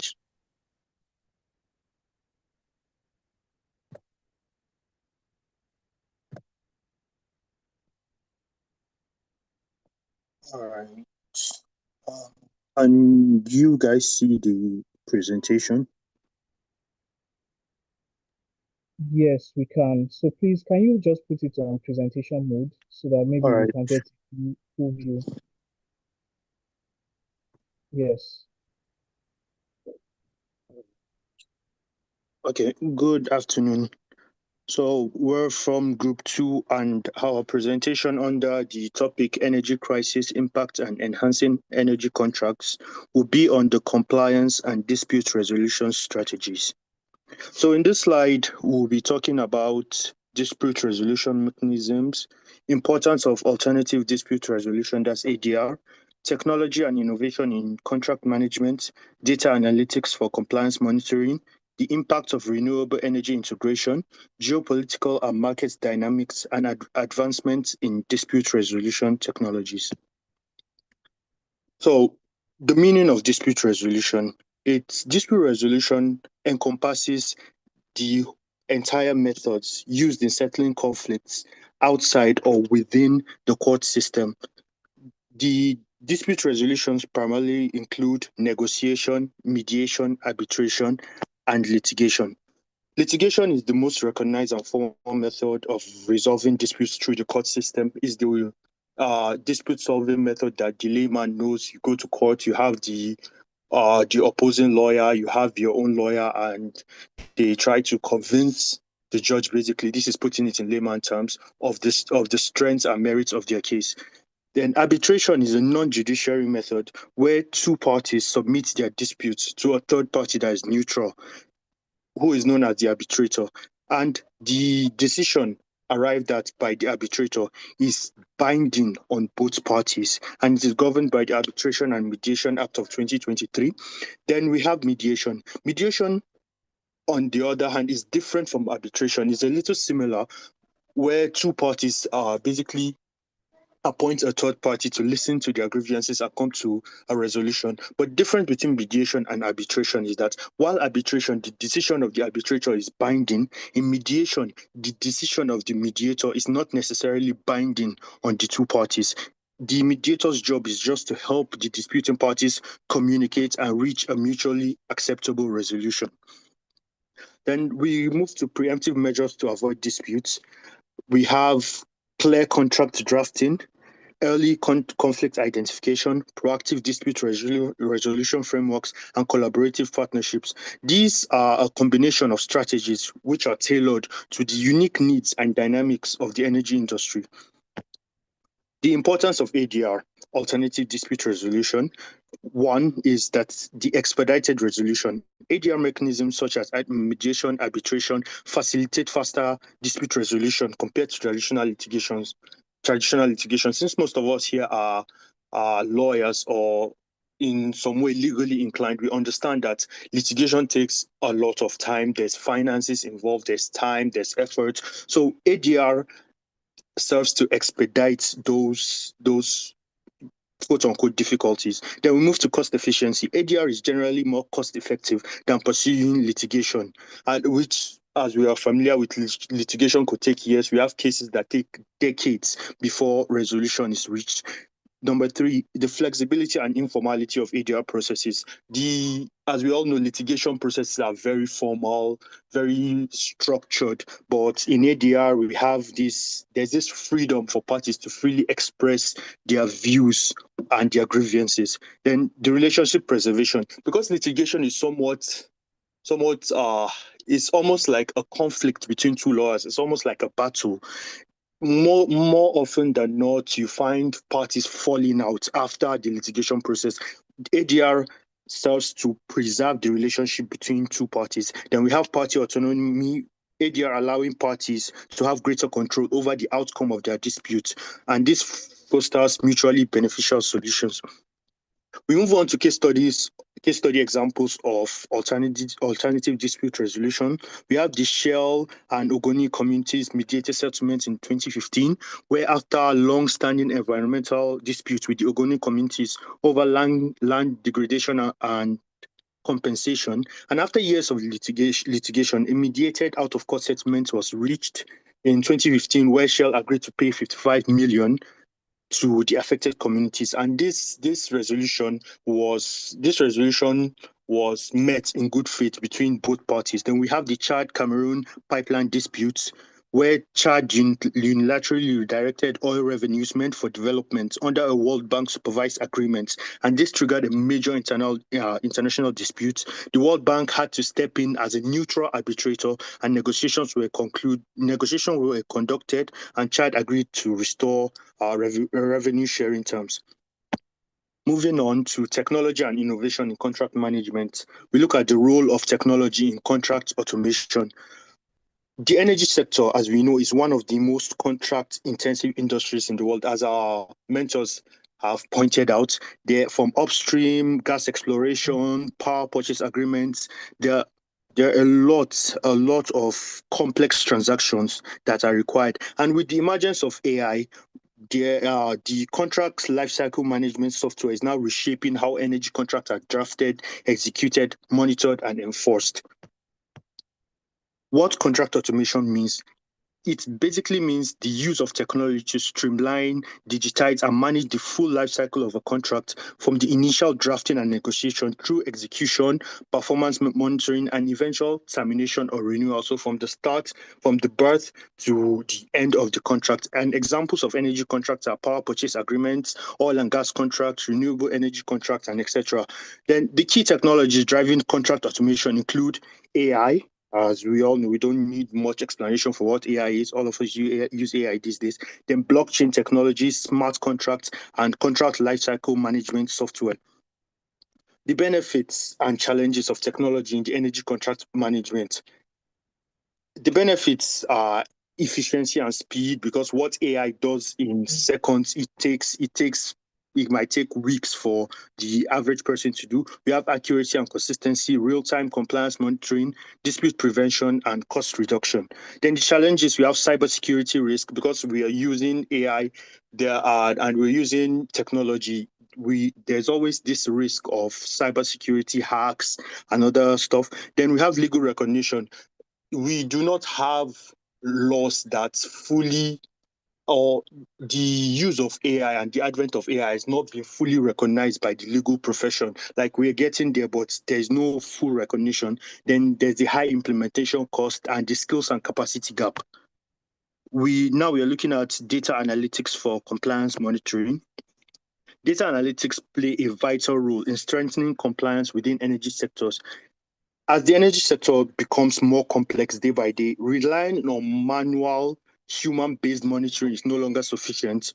And by analyzing large volumes of operational and financial data, companies can detect irregularities early, which they would not really be able to do using human and manual monitoring. This includes identifying unusual consumption patterns, pricing inconsistencies, or delays in delivery obligation. Another key benefit of data analytics is the transparency. When compliance data is properly collected and analyzed, it is easier for stakeholders to understand, what are we doing, where are we at, and this builds trust among parties and promotes accountability across the value chain. Then we have the future trends in energy contracts in Nigeria. We have the shift towards gas and renewable energy contracts. Nigeria is increasingly prioritizing gas as a transition fuel and expanding renewable energy projects. There's the decentralization of the electricity markets that was done by the Electricity Act of 2023, which enabled subnational participation in electricity generation and distribution. Then emphasis on transparency and local content. The Petroleum Industry Act of 2021 promotes transparency and competitiveness in contracting, including clearer licensing frameworks and local content requirements. This trend will require more detailed contractual disclosures. Then digitalization and smart energy systems. As the world moves further towards a digital economy, Nigeria's energy sector is gradually catching up to smart metering, digital billing systems, and automated compliance tools. Then we have smart contracts for energy trading and real-time monitoring of contractual performance. The impact of renewable energy integration.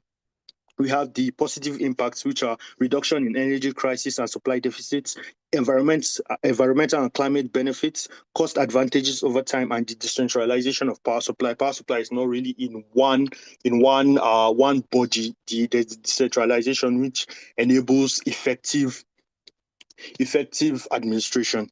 Then the negative impacts, there's the grid instability and reliability issues like we have here in Nigeria, where there's always an issue with the national grid and this and that. We have intermittency and uncertainty of the new technology. We're not really in tune with everything we're supposed to know about it. We're getting there.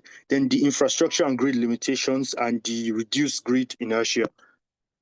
Then we look at the geopolitical and market dynamics. The global energy landscape is fundamentally shaped by the interplay of geopolitics between nations. We have cooperation and regulatory body continually navigating this complex web of international relations, resource competition, and economic pressures that directly influence how energy is produced, distributed, and priced.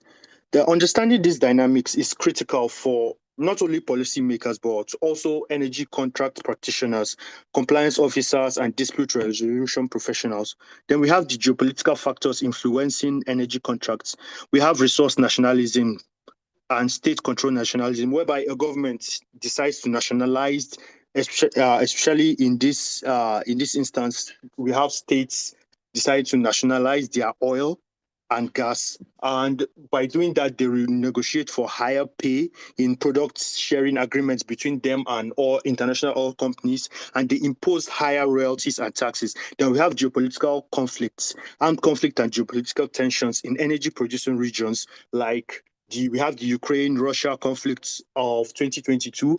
Then we have the recent one, the Iran-US-Israel conflicts regarding the Strait of Hormuz and the multitudes of global conflicts we are having, especially regarding the Strait of Hormuz now that basically 20% of the world's oil passes through the strait, and due to the security challenges both nations are having, we are experiencing a lot of problems in the energy sector. Then we have sanctions, trade restrictions, and regulatory shifts.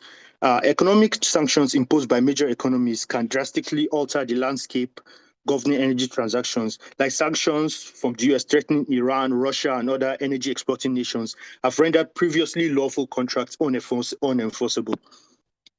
Then we move on to the geopolitical and market dynamics. The market dynamics and their impact on energy contracts involve price volatility and pricing mechanisms, energy market liberalization and deregulation, then the energy transition and market restructuring.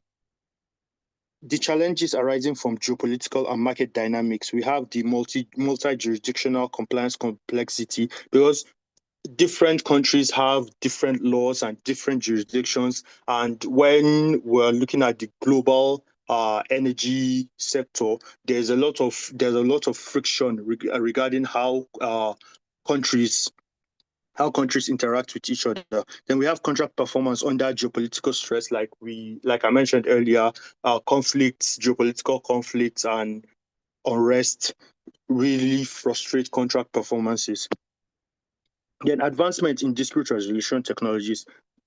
As we have said, that the energy sector is moving towards a more modern, digitized method of dispute resolution. We have traditional dispute resolution methods like litigation and face-to-face arbitration are often slow and expensive, as if you're looking at the line of litigation. As a result, new technologies are now being used to improve dispute resolution by making the process faster, cheaper, and more transparent. Examples of this technological advancement in dispute resolution are online dispute resolution, which became more widely used after the COVID-19 incident, where everybody was forced to sit at home. We began to have apps and methods of communication like Zoom, Google Meet, which through them online dispute resolutions were reached. Then we have smart contracts and also blockchains, etc.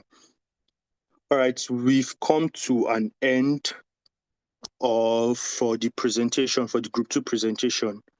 Thank you for listening. All right, thank you very much, Mustafa, for helping us run through your presentation. We say a big thank you to you and to your team for putting it together. So on your screen, you can just press the stop share and it's going to stop sharing. All right, thank you. Yeah, yes. So well done to you and to your team once again. So please, can we have group one? The presenter for group one, please, where are you? We will be taking your presentation now.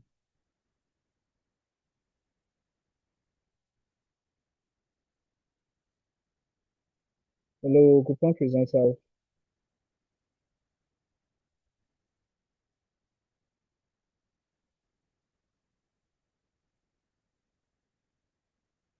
Do you have the presenter for group one with us? Please, let's quickly go ahead and take your presentation.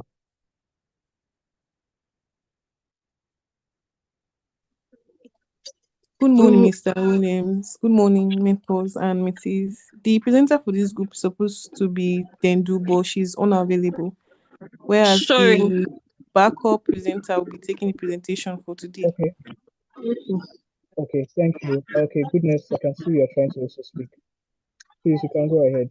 Thank you, Isosa, for sharing that. Okay. My good afternoon, everybody. My name is Goodness Green. I'm a member of Group One, and I'll be handling the presentation on behalf of my group this morning. Just give me a minute to quickly share my screen.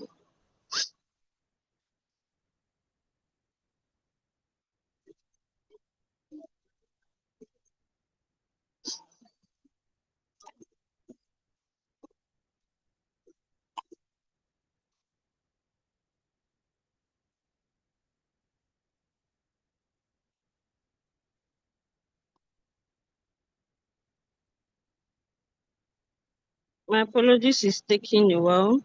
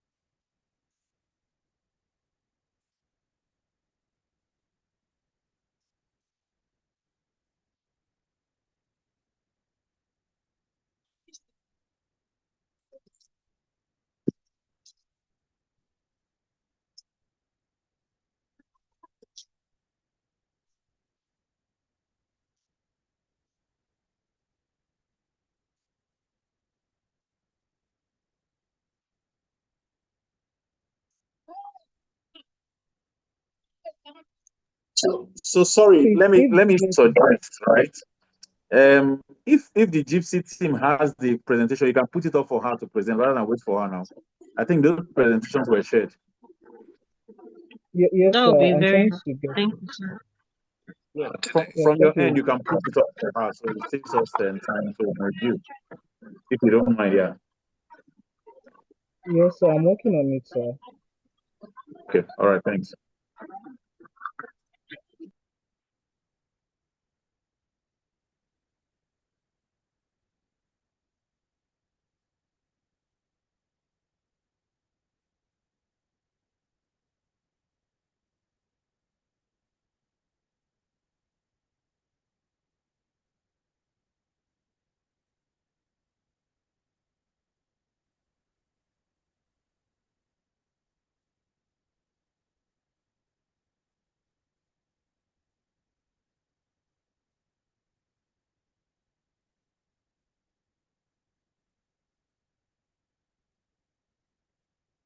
Sorry, just a minute. I'm still trying to get my screen to start sharing.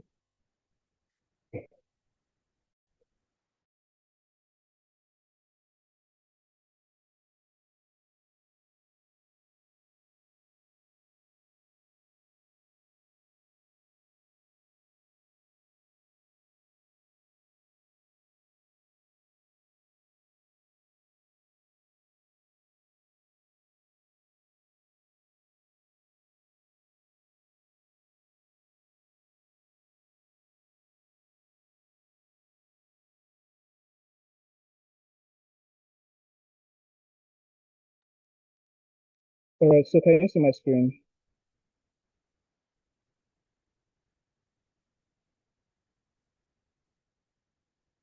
Hello, can you Yes, see my sir. screen? Yes, sir.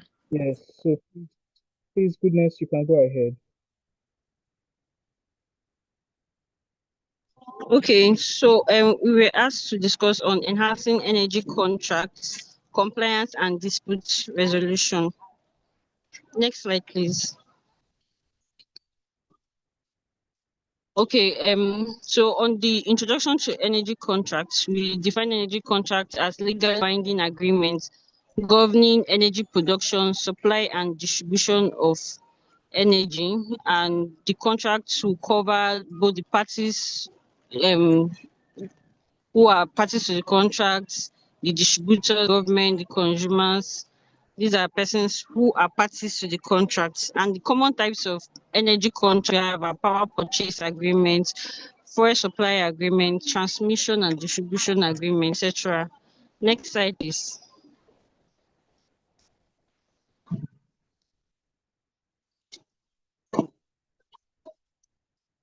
Okay, so we discussed also the importance of energy contracts. The first importance we have is that it ensures revenue certainty and investment security. The risks among parties are clearly allocated, pricing structures and payment terms are clearly defined, and project financing and bankability is supported. Next slide, please. Um, Significance of compliance in the energy sector. Okay, we first of all defined what compliance in the energy sector is, as it refers to adherence to laws, regulations, contracts, and industry standards governing energy production, distribution, and consumption. We stated that the significance of compliance in the energy sector include legal and regulatory adherence, promotion of environmental protection, invest confidence is enhanced, and operational risk is prevented. Next slide, please. Okay, then we discussed a bit of dispute resolution in the energy sector. So these are the processes that are adopted to resolve conflict between parties in the energy industry. And parties could be governments, companies, or corporate organizations in the energy sector, and consumers. Um, the the reason why dispute resolution is important, especially in the energy sector, is that business relationships are preserved, financial losses is reduced, investment and growth is encouraged, structured conflict resolution mechanisms provided for, and we also stated that disputes can be resolved through negotiation, arbitration, mediation, and litigation. Next slide, please.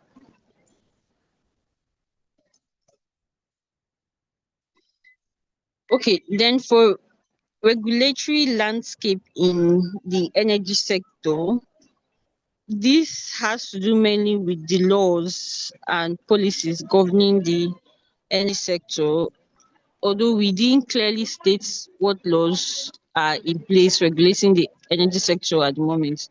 But we recognize the fact that there are national energy laws and policies.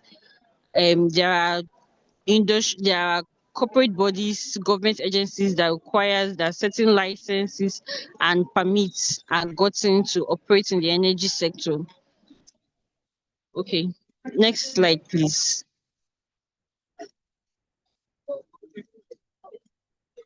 Then, while drafting effective energy contracts, there are key components that the contract should contain. So, the parties should be clearly spelled out. The scope of the contract also should be clearly spelled out.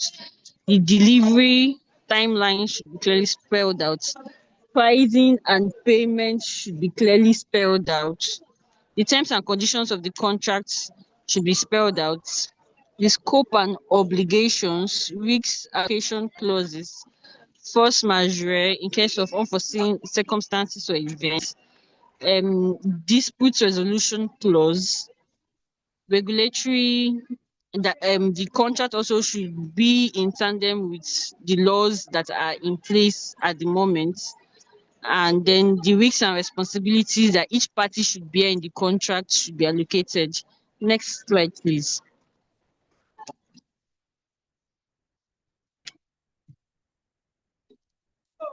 Okay, performance metrics and benchmarks, especially in energy contracts, will include power output levels, system reliability, delivery timelines, efficiency rates, environmental limits, energy outputs, downtime and availability and performance tracking, etc. Next slide, please.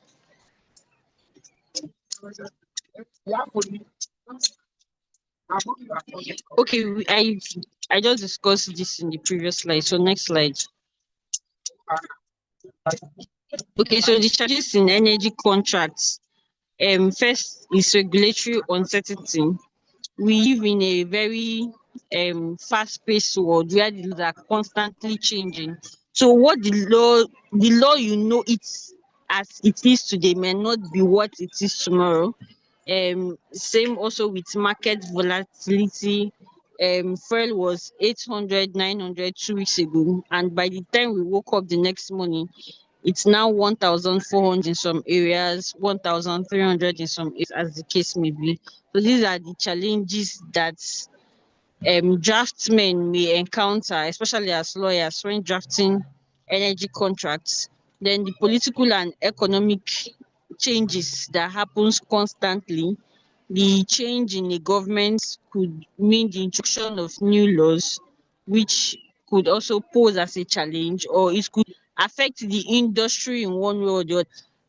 For example, prior to now, although I don't see this as a major challenge, but prior to now, the president was not the minister of petroleum. It was a different office assumed by a different person who will be, for example, solely committed to the petroleum industry, not someone who is running a country and at the same time trying to focus on the petroleum industry. And then there is the infrastructural limitations as well. Next slide, please. Okay, so there are some practices that needs to be put in place. Method, techniques, standards, which are widely accepted as the most effective and reliable way to achieve a desired outcome based on experience, research, and proven results. The following are the best practices to be adopted while drafting energy contracts. So there should be a clear definition of the scope of the parties. Due diligence should be carried out and conducted. The contracts, the agreement should align with regulatory and compliance laws as at the time. The language of the draftsman should be clear and precise.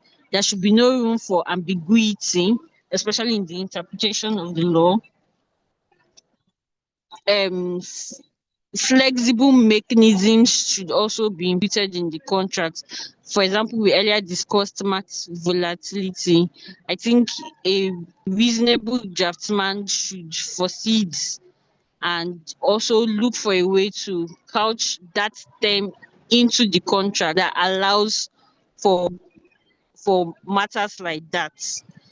Then performance guarantees and penalties. Next slide, please. Okay, navigating jurisdictional variances. Laws differ across regions and countries. So it is important to consider local regulations, tax regimes, the legal system of that country, developing and adopting a centralized compliance framework, engaging local legal and compliance experts, implementing technology solutions to track regulatory changes and automate compliance processes, conducting regular training and updates, adopting a risk management approach, and let me also add getting familiar with the laws of maybe the next country that you are doing business with or partnering with, especially business wise. For example, Chevron just closed a deal with Equatorial Guinea to um, a liquefied natural gas deal. So lawyers who are involved in that transaction, for example, especially as a Nigerian trained lawyer, they have to get familiar with the laws, what it says, and then in your wisdom, include that in the contracts. Next slide, please.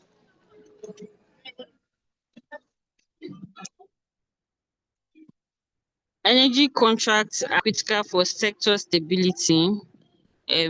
Effective adjusting and compliance will result in reduced risks, and understanding regulatory differences is essential for success. Next slide, please. Next slide, please. Okay, so these are the group members who participated in making putting together our PowerPoint presentation for today. Thank you very much. Thank you very much, Goodness, for running us through your slides. Well done to you and to your team for putting it together, and to everyone who contributed to the body of work. So now we'll quickly run back to our mentors to get feedback from them, and then after feedback, we'll take our questions, and then we'll call it a day. So we'll start with back from the top, Mrs. Egonga. Please, now, if you're with us, we want to see if we can get some small feedback from you, and also maybe any other input you would like to add now.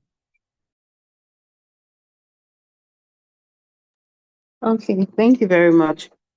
So I'll just want to, generally speaking, I think both presentations, you know, when you look at the scope of the presentation, it was really wide, but I felt that both teams were able to get a pulse on the key issues which needed to be addressed. And I also noted that some of the points that the mentors, okay, and Ebami had spoken about, I also saw them captured in your presentations as well.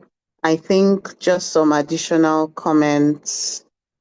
There's this thing about AI, and I think in course of the first presentation, the presenter mentioned how a lot of lawyers are now using AI, to get work done. But I think that AI needs to be used with caution. And I think it's particularly important because of disclosure concerns. I think I can't quite remember the details of the article I read about a recent judgment of a court. I don't know if it was a court in England or a court in the US. I can't remember, but it was around how once you have put your client's information,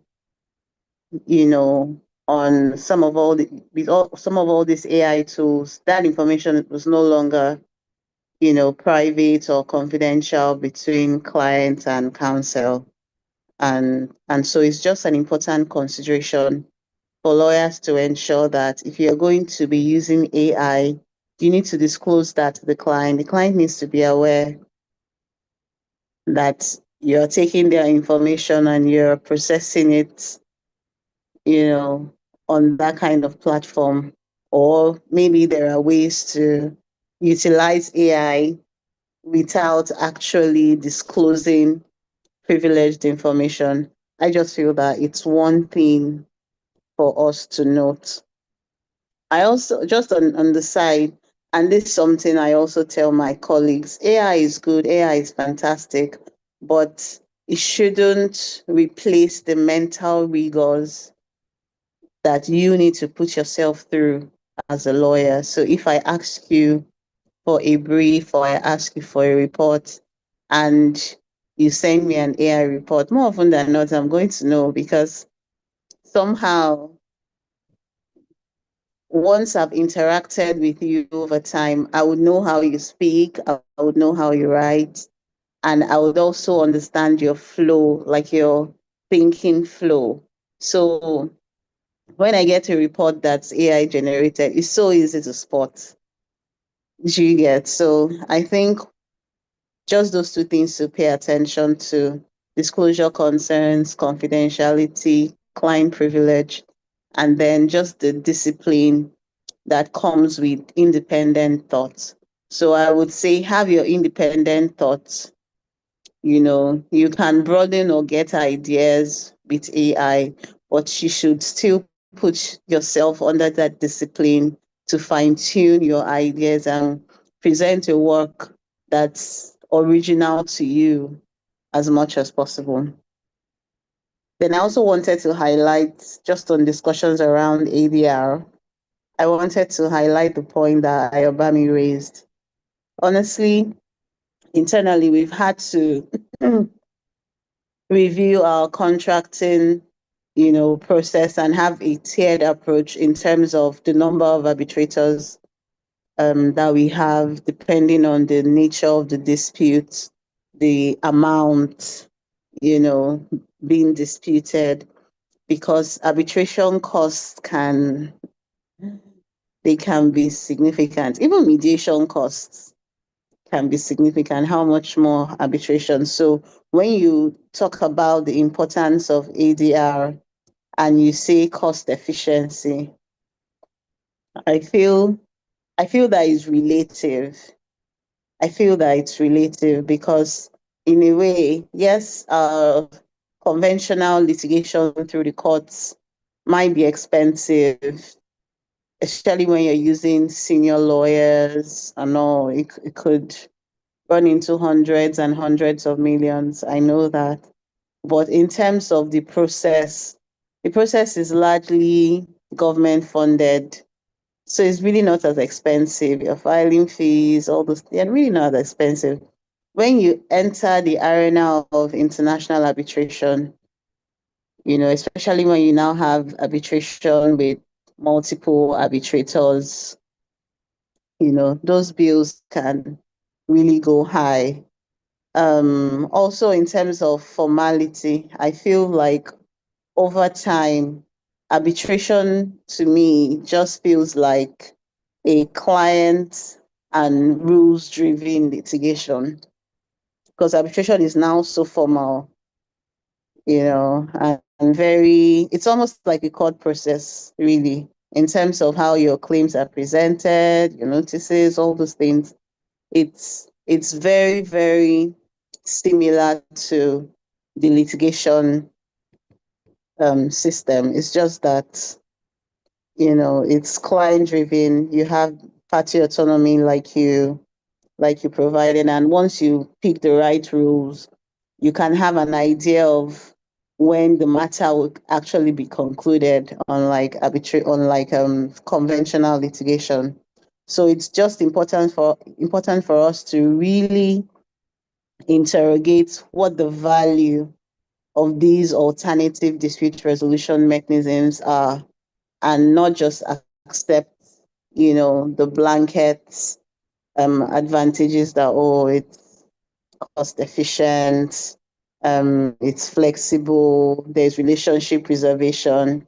Not necessarily, not necessarily. So I just thought to highlight that.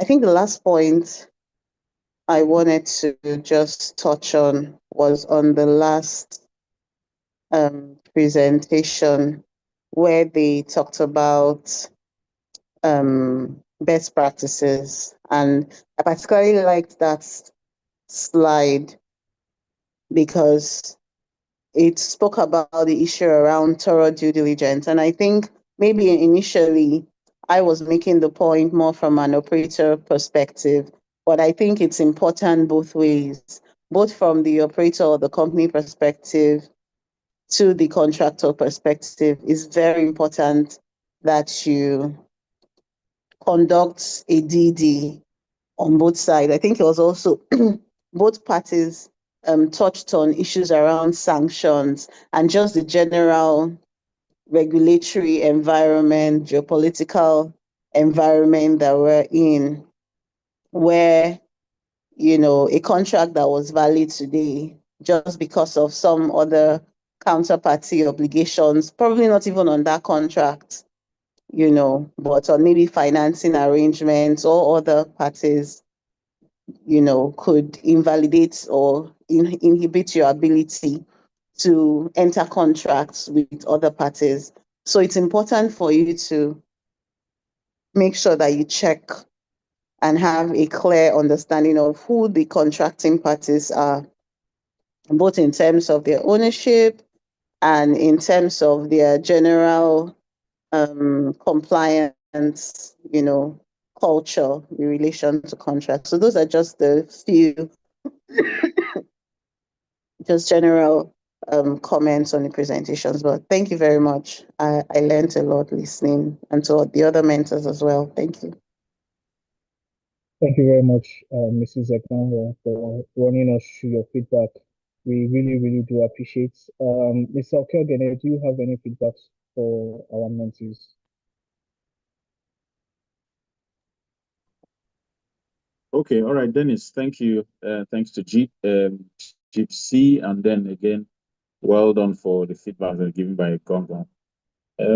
I particularly want to appreciate the mentees for the quality of their delivery. This is a proper demonstration that they took the challenge from last week. The presentations on Friday, early on Friday. This is to say that the mentees have met and they've, deliberated on their presentation, and they submitted a different approach from what we have seen all along.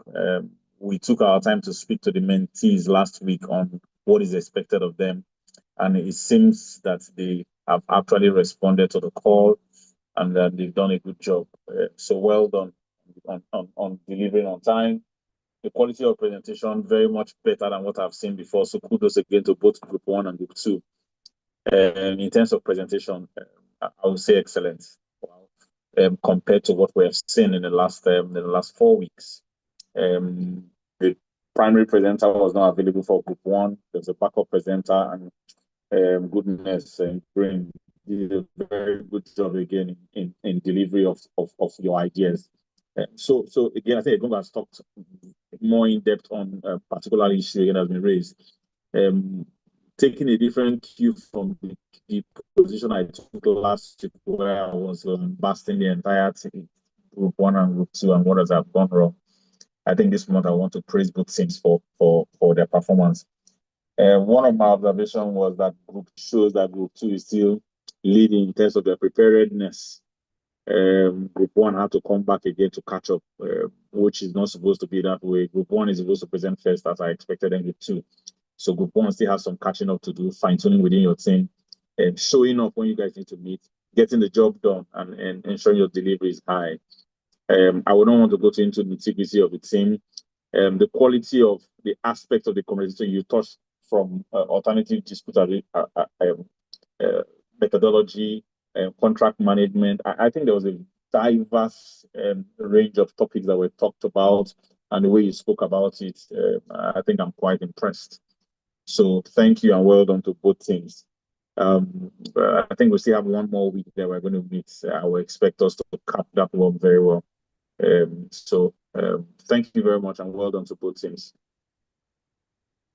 All right, thank you so much, Mr. Okelgene. Mr. Ayobami, any feedback for our mentees? Okay. Yes, my fellow members have spoken. I mean, they shared my thoughts. Group 1, yes, the best practices was one of the highlights for me. And even though I felt that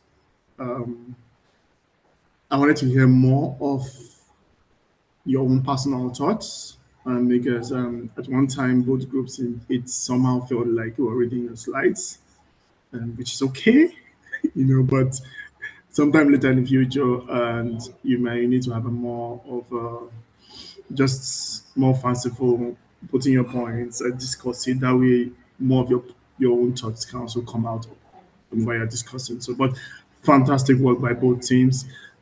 Just to re-echo what my learned friend said earlier, The group two, my highlight was the technology aspect of the presentation. I was born in the 80s and I've learned to use technology to my advantage, but I've had issues with the AI part of technology. Yes. Um, my nephew nowadays spends some time working with me, and she tries. It's from her I learned clock it and sat and the like. Yeah. So she tries to bring me up in to speed with the Gen Z way of doing things, and AI is one of them. And I've always had a big issue with AI. Actually, yeah. I have no issue with if I have an original work and I feed into AI to help me maybe rewrite it or repattern it, that's fine. But I don't want to have a work given to me by AI that I can't talk about. I don't have an experience. I don't have a practical experience to show forth why discussing it. So those are where I always like to draw the line. And so I don't let AI provide for me. No. But if AI can fine tune, rearrange, and simplify, then it's okay. Yes. And yeah, to re-echo what Manan Fred said earlier, yeah, there was an issue in the US whereby the council fed in maybe just in need references for some cases, and the cases that came up were figurative cases that never existed. And the council got fined, and that's why I think he also had to, or she had to write apology letters to the so-called judges that sat on cases that never existed. Yes. So that's where I feel it's important that even where you feed in your original thoughts into AI, you also need to, when it comes back with things that are not part of your original thoughts, then you need to question it and see, if possible, how authentic it is, because you'll be held responsible for it. Yes. So those are quite important. Why in the use of, but technology generally, when it comes to the use of contracts management software tools, EDMS platforms, technology, yes, it makes case management I mean, I've used them in the past. Like I said, I use one for my compliance tracking. They are beautiful. I mean, I've seen the shift from using Excel to to target dates to just clicking on a button and or having an email notification of telling me that something's about to expire. That's the beauty of technology. But AI, let's be very, very careful about it. In all, wonderful presentations by both parties. Well done. Yeah.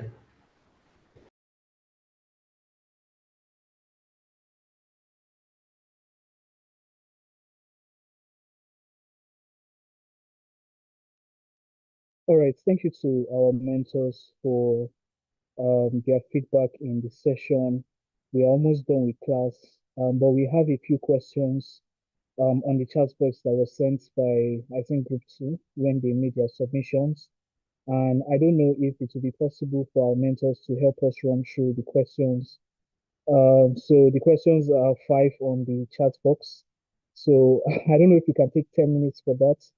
I would sincerely appreciate if our mentors can maybe help address them. The first is, what is the most common mistakes you have seen when drafting energy contracts, especially by beginners?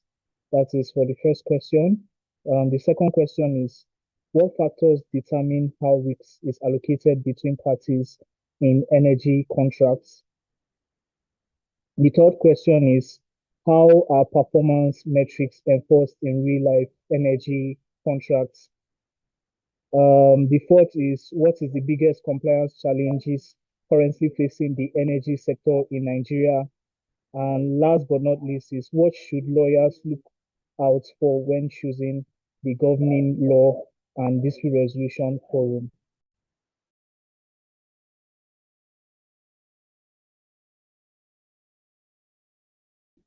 So I want to just find out if it's possible for maybe seeing, considering that a lot of the questions are maybe more legally inclined, if Mrs. Egongong and Ms. Ayobami can help us run through some of the questions.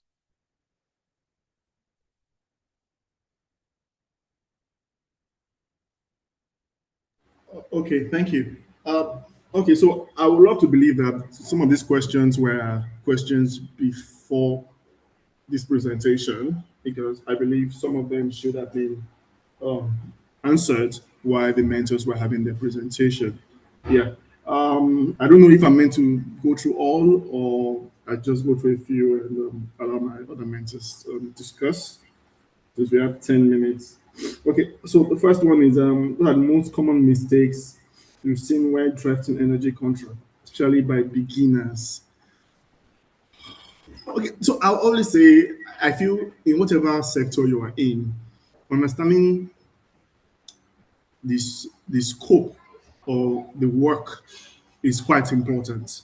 Yes, I mean I've gotten contracts and I ask myself, sorry, is this an energy contract or a financial contract or a tech contract?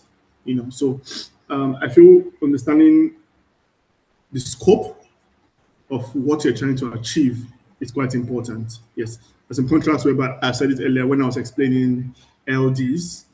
For example, how I would want to draft my LG clause for a purchase agreement might be different from a service agreement, might be different from a transactional agreement.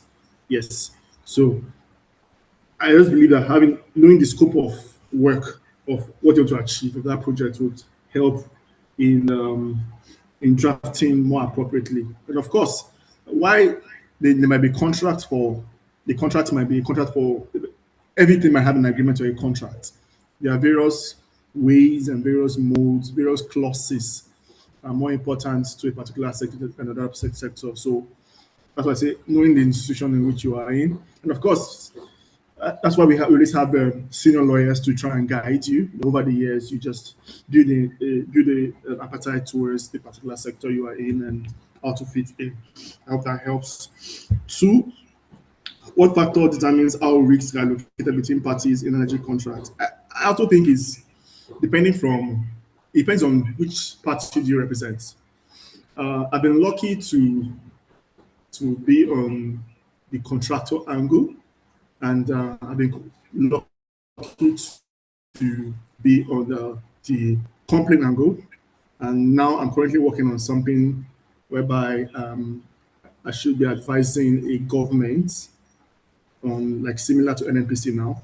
Yeah, I'm advising someone like I'm advising a government on most likely on the policy issue on how to do things in the oil and gas industry in that country. So I mean, so all determines how to mitigate the risk. For example, if a contractor is coming to work on my site, I'll start thinking of third party risk to the contractors and also risk to my equipment, my people, and everything. So how I will look at risk to be different.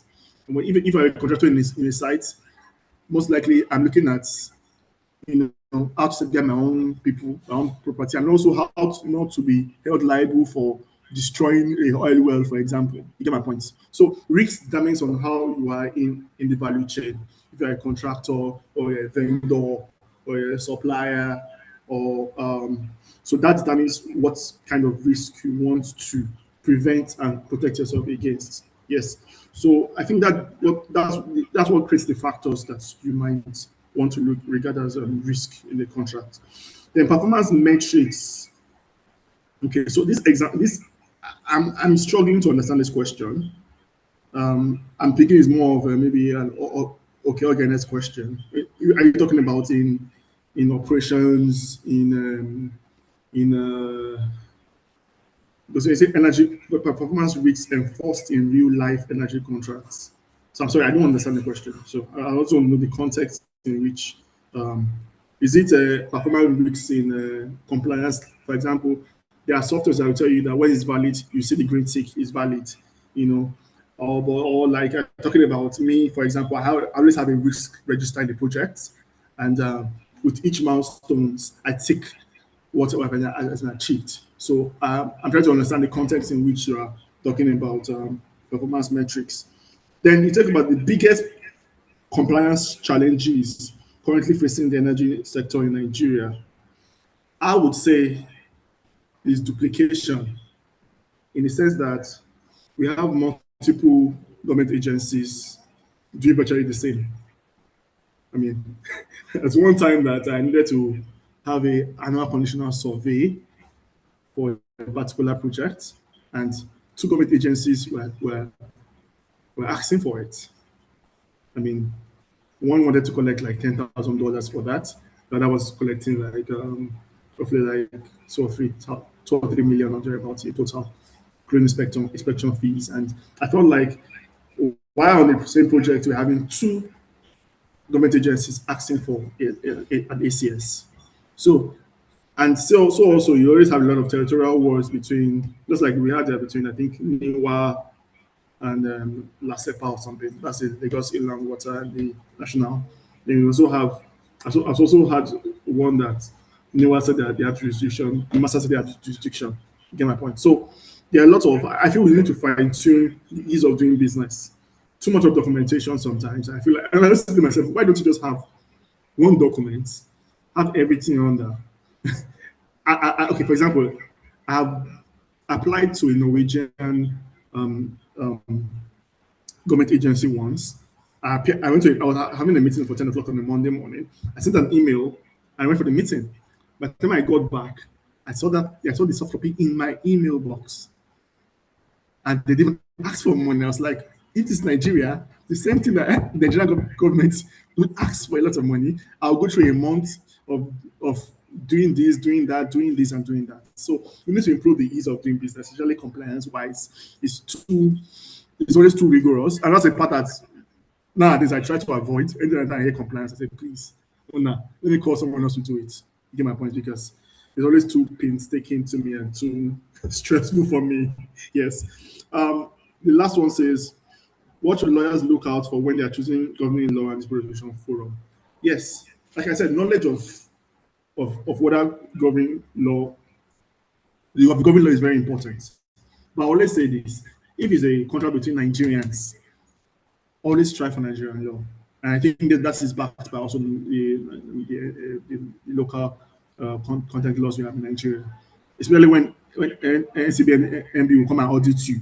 When they come and audit you and they see you using a foreign company or a foreign law firm or foreign something, they always raise concerns from it. So, but if it's involving foreign companies, they most likely will tell you that they're not too comfortable with Nigerian law. So when you're looking for a governing law, then look for something that's more neutral. The UK law is one of the favorites being used by Nigerian companies. So, and I've seen a few use Switzerland and also Singapore also. Asian companies prefer Singapore most likely. So it's very important that you also have an understanding, at least no matter how basic it is, of that law you are choosing. So that it won't be that they're signing up for something that they know they can use against you later down the line in future. So it's important. The resolution forum, like I said, it all depends on what you want to achieve, the value of the contract, how technical the contract is also. So that will be on a case by case basis actually. Yes, but I always say that we also still have good. We have the Lagos Court of Arbitration is very good. The Lagos Mojito Court House, I've had experiences in there also, and they're pretty good also. So we have good mechanisms for ADR. Court processes, like I said, it might take long, yes, but we also do have good judges also. I mean, I know fantastic judges also. Yeah, so it all depends on a case by case basis. Yes, basically. But most of commercial contracts nowadays, everybody tends to tilt towards ADR to have it faster as much as possible. Yeah, I hope I've been able to answer all. Thank you.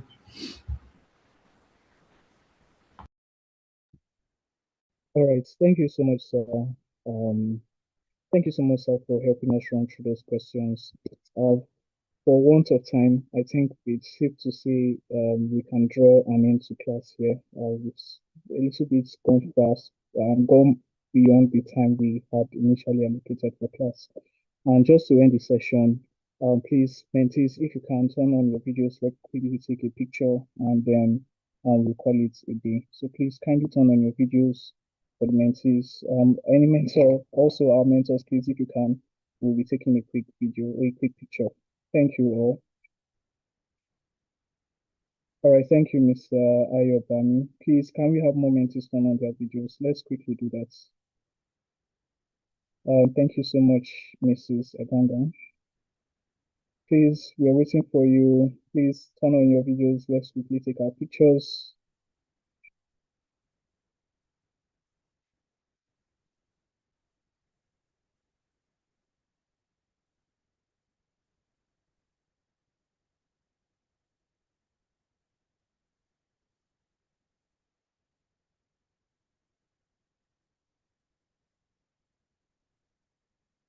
All right, so we have come to the end of today's session. Thank you once again. A big thank you to all our mentors who have made our time to be present with us in class. We sincerely do appreciate all the efforts, the shared knowledge in class. We are so grateful. For the mentees, do well to follow up on class. You can revisit the session. You can watch it on YouTube. And then also, I would like to employ us to follow our mentors, see what they are doing on their different social media platforms. Join the discourse, write more, do more research, let our work speak for us, right? And let's get to the point where we are so efficient that we are hard to ignore in the sector. So, it's been 5 weeks of discussing the energy industry. We just discussed energy contracts, right? And I hope that from everything, Mr. Yobami rightly pointed out that it may not be enough to discuss all of the industry or all of these aspects within a day, right? But we want to encourage you to do your own further research. Get in touch with our mentors if you want. Maybe maybe need one or two advice or counsel, right? On behalf of in regards to this space, you can always reach out to them. You can connect with them on their different social media platforms and send messages when you need to. So yeah, with that, we have come to the end of today's session. Goodbye, everyone. Please enjoy the rest of your weekend and bye bye. All right. Bye, everyone. Yes, bye.